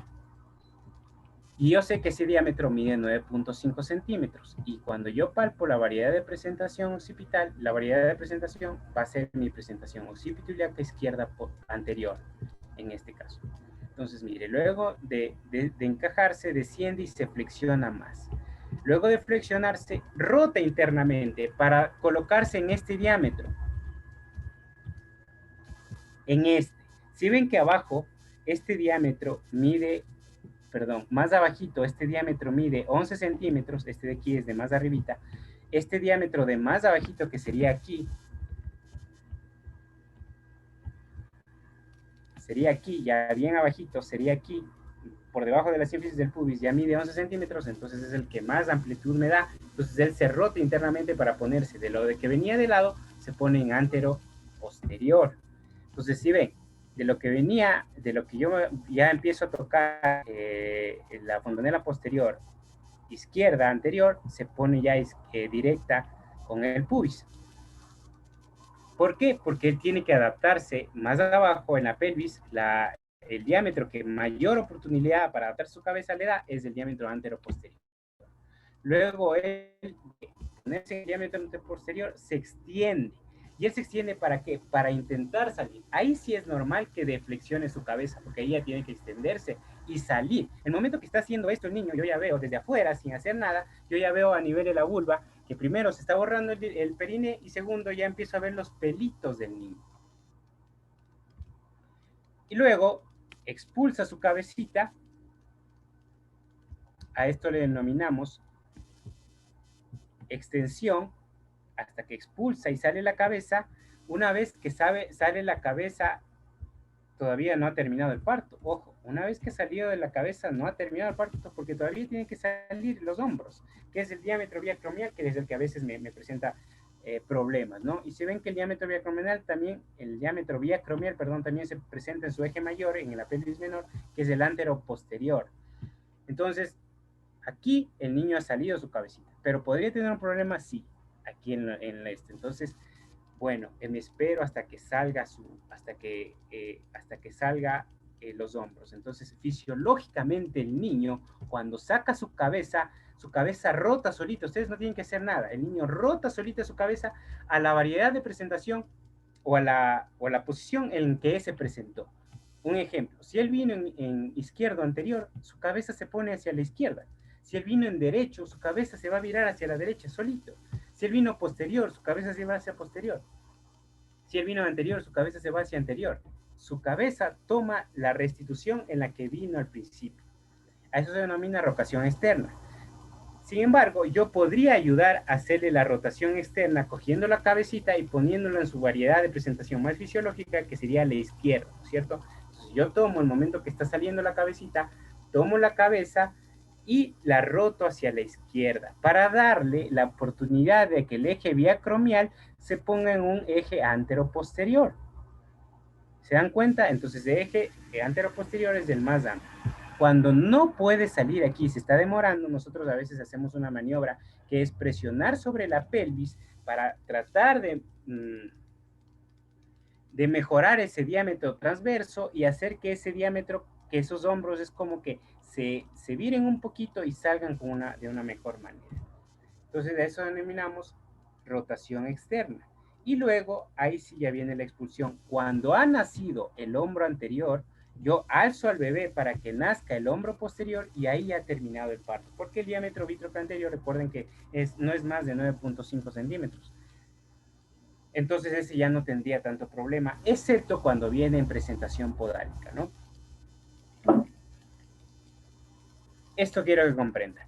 El momento que ha nacido el hombro posterior, ya ha terminado la salida del niño. Yo ahí ya me quedo completo porque ya lo demás ya no presenta problemas. Yo ya me quedo tranquilo. Y es aquí, en este momento, cuando yo debo de hacer algo que se llama profilaxis de la tercera etapa del parto a través de la oxitocina. Cojo y pongo 10 unidades de oxitocina intramuscular a la mamá para ayudar a que ese útero se contraiga. No tengo que hacerlo aquí cuando ha salido la cabeza, porque la oxitocina va a ser, yo la pongo como profilaxis o como atención temprana, como profilaxis de la hemorragia de la tercera etapa de la labor de parto, que eso veremos un poco en la otra clase. Pero esa oxitocina va a hacer que ese útero se contraiga y evitar que haya sangrado excesivo. Pero si yo pongo la oxitocina aquí, ese útero se va a contraer mucho más. Y si yo llego a tener aquí una distocia de hombros, puedo complicar la salida de esos hombros, ¿no es cierto? Entonces yo tengo que poner la oxitocina o decirle a la persona que me esté asistiendo en el parto cuando ha salido el hombro posterior. Vamos a ver un videito de eso, no se preocupe. Entonces una vez que ha salido, ya ha salido el hombro posterior y ha concluido la segunda etapa de la labor de parto, que es la los de Hodge, que ya hablamos, la estación le puso así, pero en vez de decir 1, 2, 3, 4, él le puso -4, -2, 0 y +4, pero son los mismos ejes. Entonces vamos a ver este video.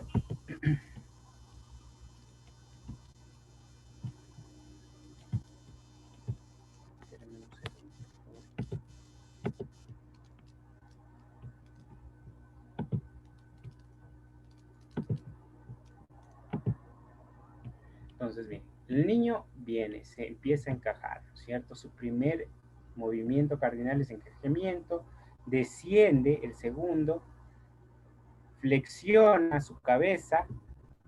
Aquí hay una cosa muy importante, ¿no? No es bueno hacer la amnioresis, o sea, romper las membranas, porque tanto la cabeza como aquí estas membranitas van a ayudar a dilatar el cervix. La dilatación y el borramiento del cervix resultan también fundamental y la cabeza forma parte activa de ese proceso. Entonces, miren, desciende, flexiona, luego de flexionar, rota internamente, hace su rotación, se extiende para salir, hace su rotación externa en el eje que venía, saca su hombro anterior, saca su hombro posterior y se expulsa. ¿Okay? Entonces vamos a ver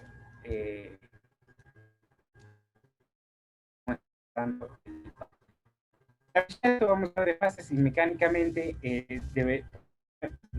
les hablaría un poco más de pero ya entonces que aprende primeras fases en el luz,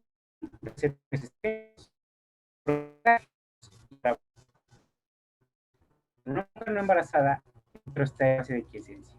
Hay muchos receptores para estrógeno y progesterona y pocos receptores para oxitocina. Y quiero que no se olvide. Receptores para oxitocina, que es la hormona fundamental en el parto, en el momento, hablando del útero, ¿no? Fundamental en el parto. Los receptores recién se empiezan a expresar con mayor afinidad hacia su hormona, que es la oxitocina, después de las 20 semanas. Antes de las 20 semanas, los receptores a nivel del útero para oxitocina son muy escasos, son muy poco afines. Por eso jamás en la vida voy a ponerle oxitocina a una mujer para terminar el embarazo, ya sea por aborto, por cualquier manera que usted, o por un aborto terapéutico que ustedes están haciendo, o por un aborto incompleto que quieran terminar el embarazo, en una mujer que tenga menos de 20 semanas. La oxitocina no les va a hacer nada, no les va a hacer ni pío.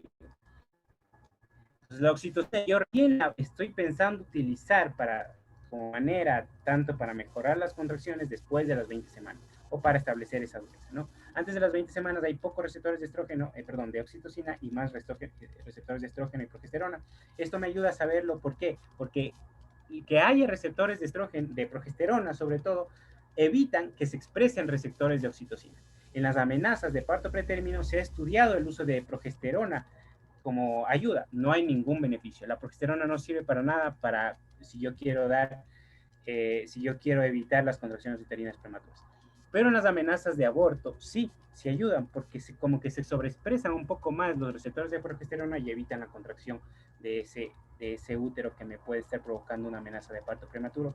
Hay mucha contradicción en esto, pero a una mujer con amenaza de aborto sí le doy progesterona. A una mujer con amenaza de parto pretérmino es muy discutido en que le dé o no progesterona. Hay una fase 2 que ya se va activando, una fase 3 de donde yo estimulo, aquí hay verdaderas contracciones uterinas, no voy a ampliar en esto porque por el tiempo, y hay una fase 4 de involución en donde ya una vez que se ha producido el parto, el útero vuelve otra vez a su etapa fisiológica y esto se demora entre 3 a 6 meses. Es importante esto de aquí, la maduración cervical. El cuello uterino tiene que madurarse. ¿Qué significa que se madure? Que se haga blando y que se vaya borrando y dilatando. Y esto fisiológicamente es posible gracias a las prostaglandinas. Y cuando ustedes vean en dilatación y borramiento y hablen de maduración cervical, van a hablar de un fármaco que es el misoprostol. El misoprostol es una prostaglandina sintética E1, porque también hay la dinoprostona, que es la prostaglandina E2. La prostaglandina lo que va a hacer aquí es activar metaloproteasas y por la vía de, como ustedes saben, las prostaglandinas activan la vía de las y producen prostaglandina.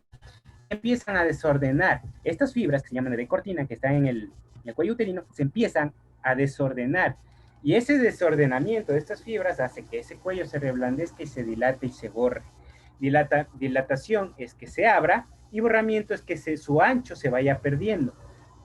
Entonces, para que tengan una idea, ¿qué es un cuello borrado?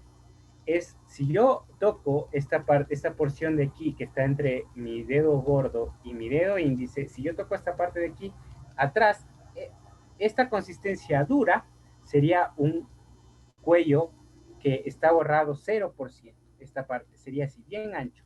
Si yo me voy a la parte más fina de la piel, de aquí, no sé si me están viendo, pero espero que sí, a esta parte bien fina, así se siente un cuello que ya está borrado 90-100%. El cuello tiene que dilatarse y borrarse porque esas son partes de la etapa del parto. Entonces, estas son las etapas: dilatación y borramiento. En la primera etapa del parto, que se llama dilatación y borramiento, las contracciones uterinas hacen que el cuello se dilate y se vaya borrando. Que también ayuda es la presentación del feto, como vieron en el video, la cabeza también va empujando al cervix y también va haciendo mecánicamente que se vaya abriendo. La expulsión es la salida del feto y el alumbramiento es la salida de la placenta y sus anexos. La dilatación del aborramiento la podemos dividir en dos etapas, una fase latente o en dos fases, una fase latente y una fase activa. Una fase latente que está entre el periodo que empiezan las contracciones uterinas. Ahora esto también es importante. Cuando ustedes evalúan a una mujer y ya dicen que está en la labor de parto, tienen que condicionarla que hay más de 3 contracciones uterinas en 10 minutos y las contracciones uterinas son regulares. Producen dolor, sí, lastimosamente producen dolor por una contracción uterina que está ya, cuando está haciendo y está mejorando la labor de parto, cuando ya está apta para la labor de parto, tiene que producir dolor. Si yo pongo un tocógrafo, no sé si conocerán qué es un tocógrafo, pues una maquinita que yo pongo en el fondo uterino para medir tanto la contracción uterina y yo pongo otro aparatito, otro dispositivo a nivel del hombro anterior del feto para escuchar su frecuencia cardíaca. El que lo pongo al fondo útero me ayuda a ver qué tanta es la intensidad que está contrayéndose su útero, y una intensidad acorde o óptima para una labor de parto es de 30 a 50 milímetros de mercurio. Entonces, una vez que viene una paciente y tiene unas contracciones regulares que son dolorosas y yo evalúo al niño, yo evalúo ese tacto vaginal y veo que está habiendo cambios cervicales, digo, bueno, esta es una labor de parto. Usted sí está entrando en labor de parto. tengo que ver si es fase activa o fase latente y en base a la dilatación, si es más de 4 centímetros, ya es fase activa. Si es menos de 4 centímetros, es fase latente. Se ha establecido periodos o tiempos que deberían ser, entre comillas, adecuados para una fase latente y una fase activa. Esto está en discusión. En muchos países ya no se utiliza esto de fase latente y fase activa en el contexto de tiempos. No es que una duración aproximada tiene que ser 6.4 horas de una nulípara y 4.8 horas de multíparas. ¿Por qué? Porque se ha visto que en realidad esto puede prolongarse mucho más y va a depender de la fisonomía, de la condición física de la mujer, de si ha practicado yoga o no, de si es gordita o no, si es flaca, de la etnia, hasta de su condición socioeconómica y de su, hasta de su nivel alcanzado a nivel educativo.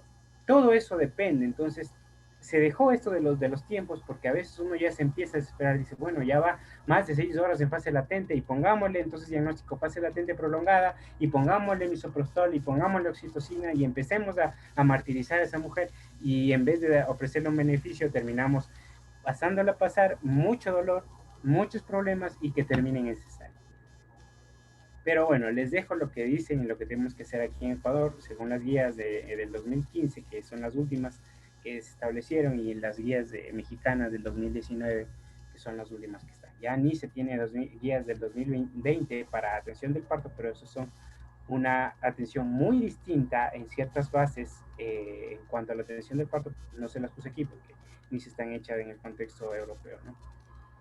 Una media aproximadamente de la fase latente que tenemos que saber son 6 horas en la nulípara, 4 horas en la multípara. ¿Qué significa? Que entre lo que captamos de esa mujer va a demorar mínimo o máximo 6 horas en pasar a más de 4 centímetros en una mujer nulípara y 4 horas en una mujer multípara. La activa es yo cuando ya está una buena labor de parto y yo ya cojo contacto y está más de 4 centímetros.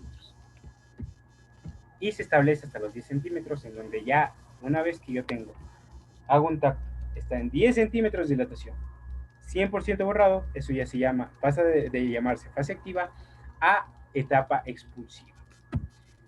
La duración del parto se puede establecer igual, como les decía, en la fase activa igual son horas que nos ponen aquí las guías y muchos libros nos ponen horas.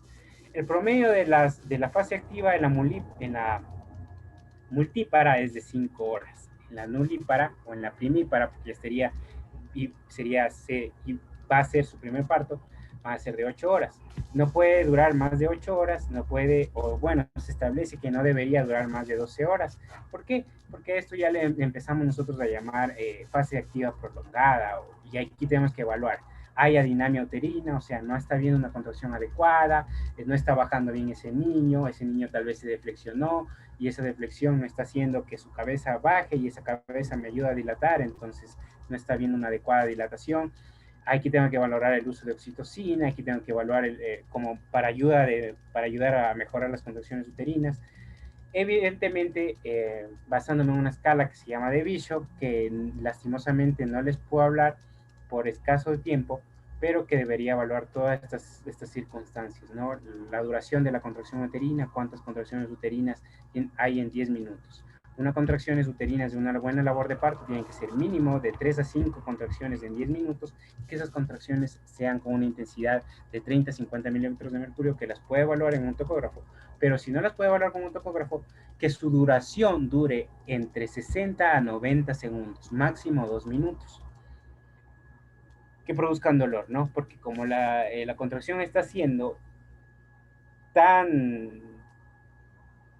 tanta resistencia al paso de sangre en los vasos sanguíneos, hay isquemia relativa del miometrio y eso produce dolor. El dolor también es relativo. Hay mujeres que tienen buenas contracciones uterinas y ni siquiera les duele. La mejor manera de evaluar es estar 10 minutos ahí, poner la mano en el abdomen de la mamá, en el útero, a nivel del útero, y ver cuánto está durando esa contracción, que dure entre 60 a 90 segundos, y que, como les decía antes, que esa contracción sea en los 10 minutos entre 3 a 5. Si es menos de 3, eso muchas veces se lo ha denominado hipodinamia, entonces yo digo, chutas, no está viendo una buena contracción uterina, puedo manejar con oxitocina, que se llama conducción del parto.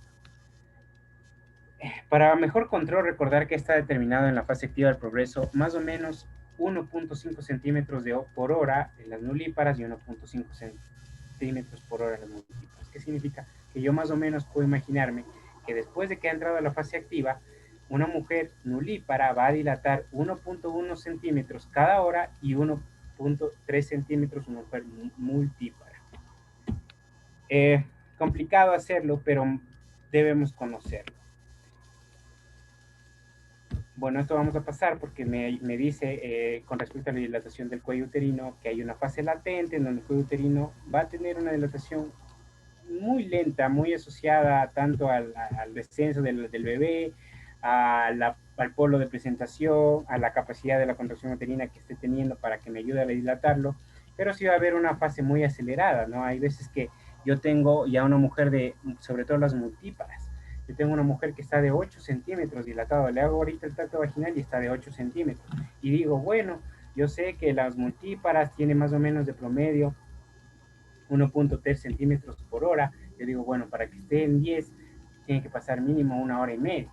Pero no, hay veces que ya se da esta fase de aceleración y entre esos 8 centímetros, esos 10 centímetros, no ha pasado ni una hora, a veces ha pasado media hora, ¿no? Y eso tengo que yo también tenerlo presente. En el expulsivo también tiene que ser una duración. El expulsivo empieza a contar desde el momento en que yo tengo una dilatación 10 centímetros y un borramiento de 100%. A eso yo le denomino expulsivo. Y es el momento en donde yo ya tengo que estar más pendiente de la labor de parto, donde ya empieza esa mujer de estar en la sala donde está la labor a la sala donde va a tener el parto, que ya es una sala que tiene que estar en condiciones de sepsia, antisepsia, en una sala con una temperatura más adecuada, en donde ya tiene que haber la persona que va a recibir al niño, en donde yo tengo que tener un equipo de enfermeras y de enfermeros, de todo el personal que me esté ayudando a atender ese parto. Yo ya tengo que vestir a la mujer, ponerle ponerla en una condición de asepsia y antisepsia, ¿no? Este expulsivo puede durar hasta 3 horas en las nulíparas sin analgesia epidural y hasta 4 horas con analgesia epidural. En otros países, a los pacientes que están en labor de parto se les pone analgesia epidural, ¿no? Para disminuir su dolor. En las multíparas, esta parte, solo que salga el bebé, puede durar hasta 2 horas y en las multíparas puede durar hasta 2 horas y en las para las multíparas sin analgesia epidural puede durar hasta máximo de 2 horas. Para multíparas con analgesia epidural puede durar hasta 3 horas. Las nulíparas hasta 3 y 4 horas, las multíparas máximo 2 horas. Esto me dice a mí que a pesar de que esté 10 dilatado y borrado 100%, si yo tengo a un niño que todavía no está dilatando tanto la vulva y no ha borrado completamente su perine, yo todavía no lo voy a pasar a la sala de parto porque puede estar ahí esperando hasta 2 horas hasta que termine de salir, ¿no? Eso ahí necesita un control más estrecho la mamá. La tercera etapa del parto es el alumbramiento, es cuando sale la placenta y las membranas. Tiene que durar como promedio mínimo 30 minutos. Si dura más, yo tengo que ya pensar, a ver, este alumbramiento se me está prolongando, tal vez era un acretismo placentario, o sea, esa placenta está adherida al endometrio y al miometrio, y ya tengo que empezar a llamar a una persona de más experiencia, y al anestesiólogo, porque posiblemente tenga que hacer una revisión de cavidad uterina para ver cómo saco yo esa placenta. Y esto es un problema de alta mortalidad y morbilidad porque puede producir un sangrado uterino excesivo y el sangrado de la hemorragia uterina postparto, recuerden que es la primera causa de muerte en nuestro país materno. Entonces, como promedio dura 30 minutos, pero una vez salido el feto, el alumbramiento, en el mayor de los casos, afortunadamente, no dura más de 10 minutos. Entonces, solo para dejarles aquí como una especie de que ustedes lo conozcan, ¿no? Como una manera de conocerlo. La primera etapa que se divide, que es la dilatación y borramiento, y que se divide en fase latente y fase activa, yo puedo tener hasta un total en las nulíparas de 20 horas y en una multípara hasta de 14 horas. En la segunda etapa, que ya es del expulsivo, yo puedo tener un promedio entre 60 a 90 minutos, ¿no? Yo podría esperar hasta un poquito más, hasta 2 horas, sobre todo en las nulíparas. Y en la tercera etapa no tiene que irse más allá de los 45 minutos, el momento que ya está saliendo la placenta. Espero que estas cosas hayan quedado un poco claras, estos puntos, y unas consideraciones para el abordaje del parto. La admisión hospitalaria de la paciente de bajo riesgo debe ser en fase activa. ¿Qué es una paciente de bajo riesgo? Una paciente que tenga una buena condición, o sea, que pueda, que tenga el acceso al hospital de una manera muy rápida, ¿no? No va a ser lo mismo que una mujer me acuda a mi centro de salud y que viva a 45 minutos a pie, a una mujer que tenga carro, que tenga las condiciones económicas, que pueda ir rápido, ¿no es cierto? Entonces, a ella, a la persona que sí puede o que tenga bajo riesgo, significa que el niño esté bien, que la mamá no sea diabética, hipertensa, que no tenga ningún problema, que pueda condicionar que peor ese bebé o esa mujer y que esa mujer tenga un acceso rápido a la casa de salud, yo la puedo aceptar ya cuando su tacto vaginal esté más de 4 centímetros, o sea, en fase activa, porque eso incluso disminuye la preocupación en ella, mejora la condición de relación médico-paciente. A veces uno ya se cansa de ver a la, y no me digo se cansa porque se harta, ¿no? Sino que ya no sabe qué manera de ayudarla, porque la mujer a veces se estresa en un cuarto con demás mujeres, que está frío, que no puede comer, nada, entonces a veces mejor se las prefiere acogerlas o ya recetarlas cuando están en fase activa. Ofrecer una prueba de trabajo de parto en mujeres con cesárea anterior, sí, antes era prohibido. Una cesárea anterior siempre es cesárea para toda la vida, ¿no? Ahora se espera 3 años y como promedio, ¿no? Incluso otras bibliografías que a partir de los 2 años ya yo puedo hacer una prueba de trabajo de parto. Supongamos que esa cesárea anterior fue porque tenía doble circular de cordón o por un estado fetal comprometido. Entonces, no era ningún problema ni de la pelvis, ni ningún problema que me condicionó a una distocia en el descenso del bebé. Entonces yo digo, bueno, ¿puede tener un parto? Sí. Pero ¿dónde debería ser atendido ese parto? Debería ser por lo mínimo en un segundo nivel, ¿no es cierto? En un hospital básico. El monitoreo fetal electrónico al ingresar la paciente debe ser siempre no. Esto es escasamente. Ya les digo que el monitoreo es una manera en donde les hubiese podido hablar de qué es el monitoreo fetal, pero en base al tiempo no vamos a alcanzar eso.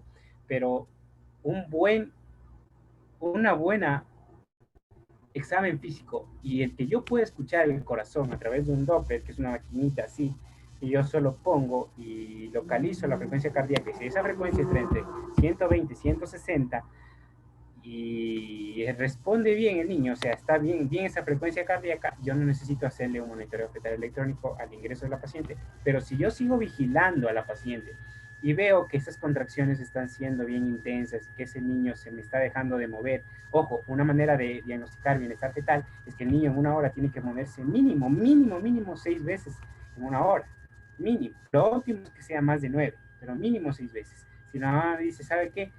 Tengo, porque yo he notado que mi niño ya no se mueve mucho, tengo que hacerle un monitoreo fetal electrónico. Luego, obviamente, después de darle una carga de glucosa a la mujer, porque a veces las mujeres pasan, cuando están en labor de parto, pasan en periodos de ayuno prolongado y a veces no comen nada por el estrés, porque a veces no tienen dinero, etcétera. Entonces, le doy una carga fetal y esa hipoglucemia materna pudo haber provocado que ese niño deje de moverse. Entonces, si ya después de la carga de la glucosa materna el niño responde, digo, bueno, solo ha sido que usted ha estado en un proceso de ayuno y necesitaba un poquito de glucosa.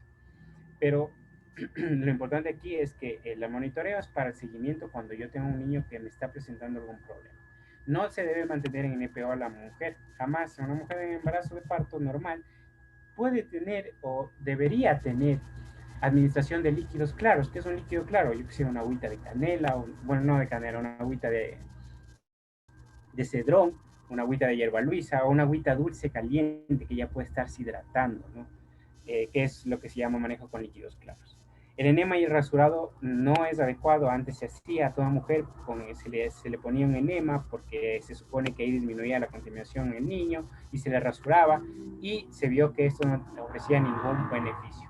La amniotomía o amnioresis es que yo qué sé, se me está prolongando esa dilatación, no está yendo adecuadamente al partograma. Yo tengo que aprender a llenar este partograma y ya tendrá que ser en otro momento, vamos a verlo rapidito tal vez. Yo tengo que aprender a llenar ese partograma. Y este partograma en esta línea, que debería ser así,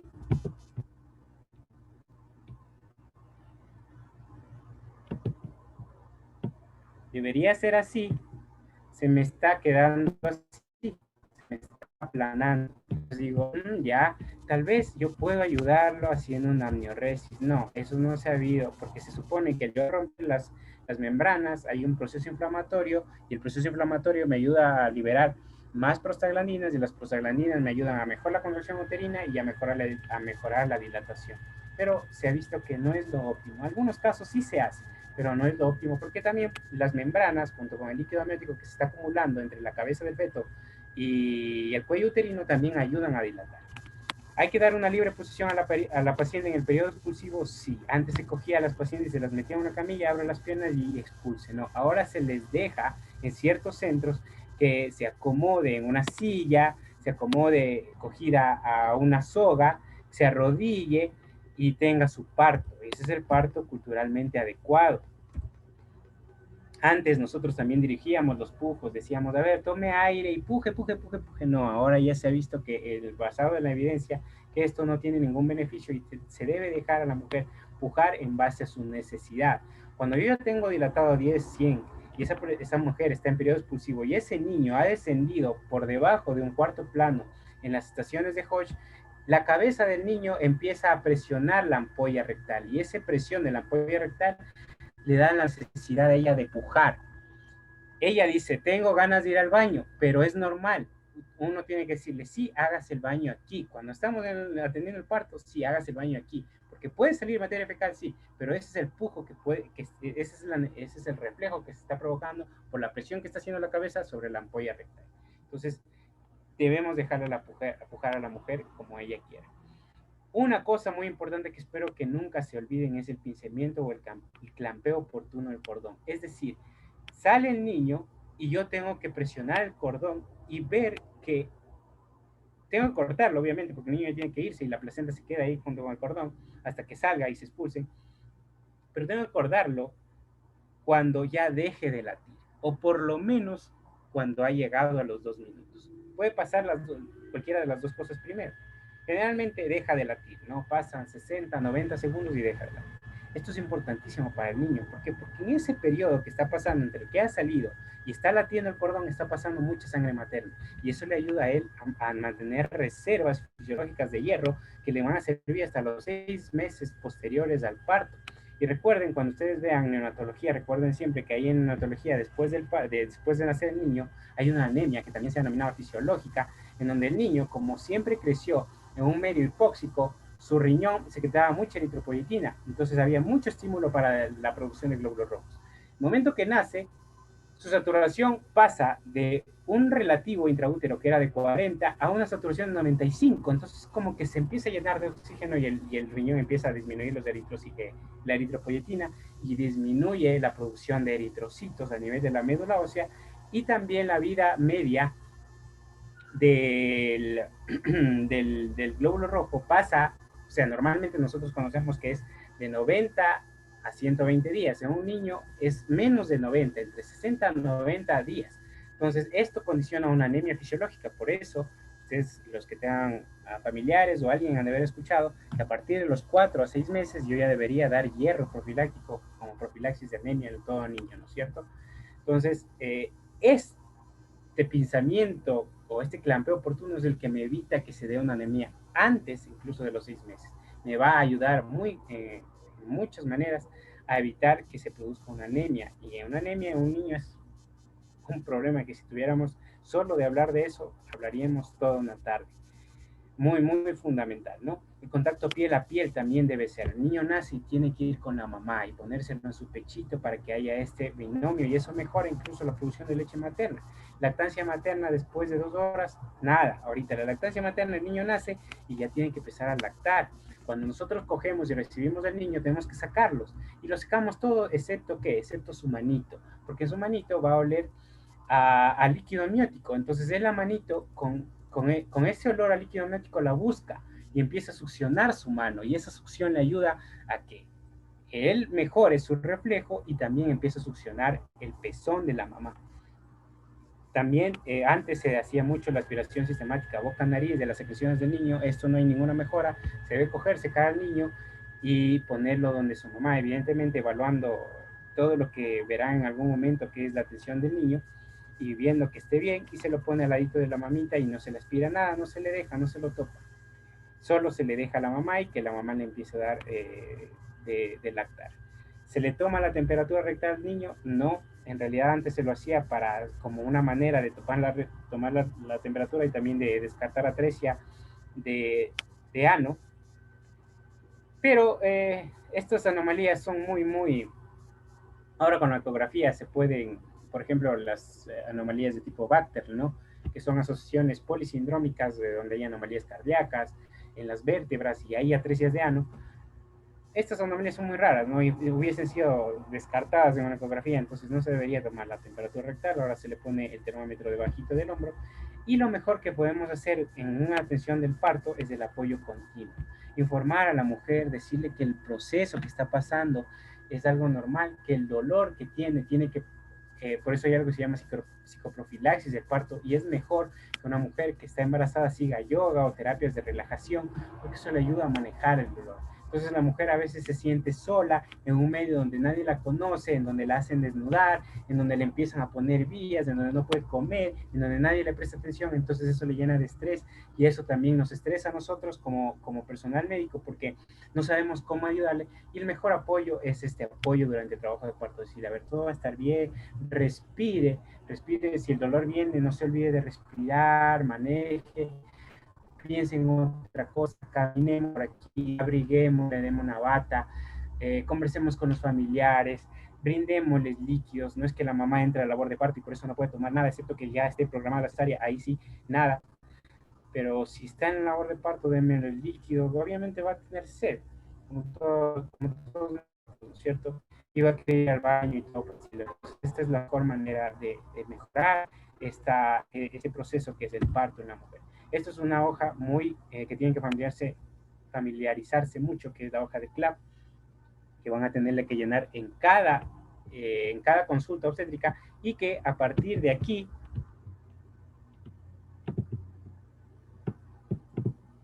perdón, a partir de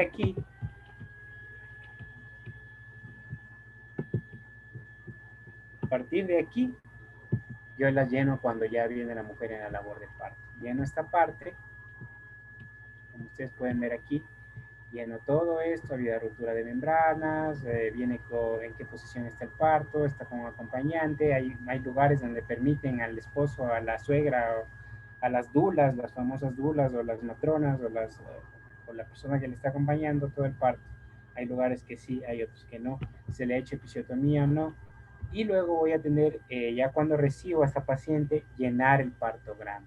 El partograma lo abro cuando la mujer está en fase activa, no lo abro aquí, lo abro cuando empieza aquí.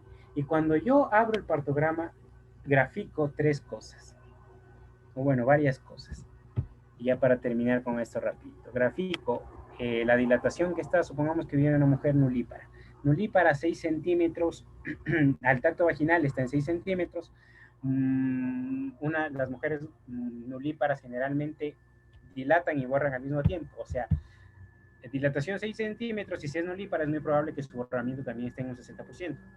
Y está en segundo plano, en los planos de Hodge, y está en el occipital ilíaco izquierdo anterior, hay una frecuencia cardíaca de 145 y hay membranas íntegras. Entonces yo cojo y abro mi partograma. ¿Cuánto estaba dilatado? 6 centímetros. Pongo aquí mi puntito.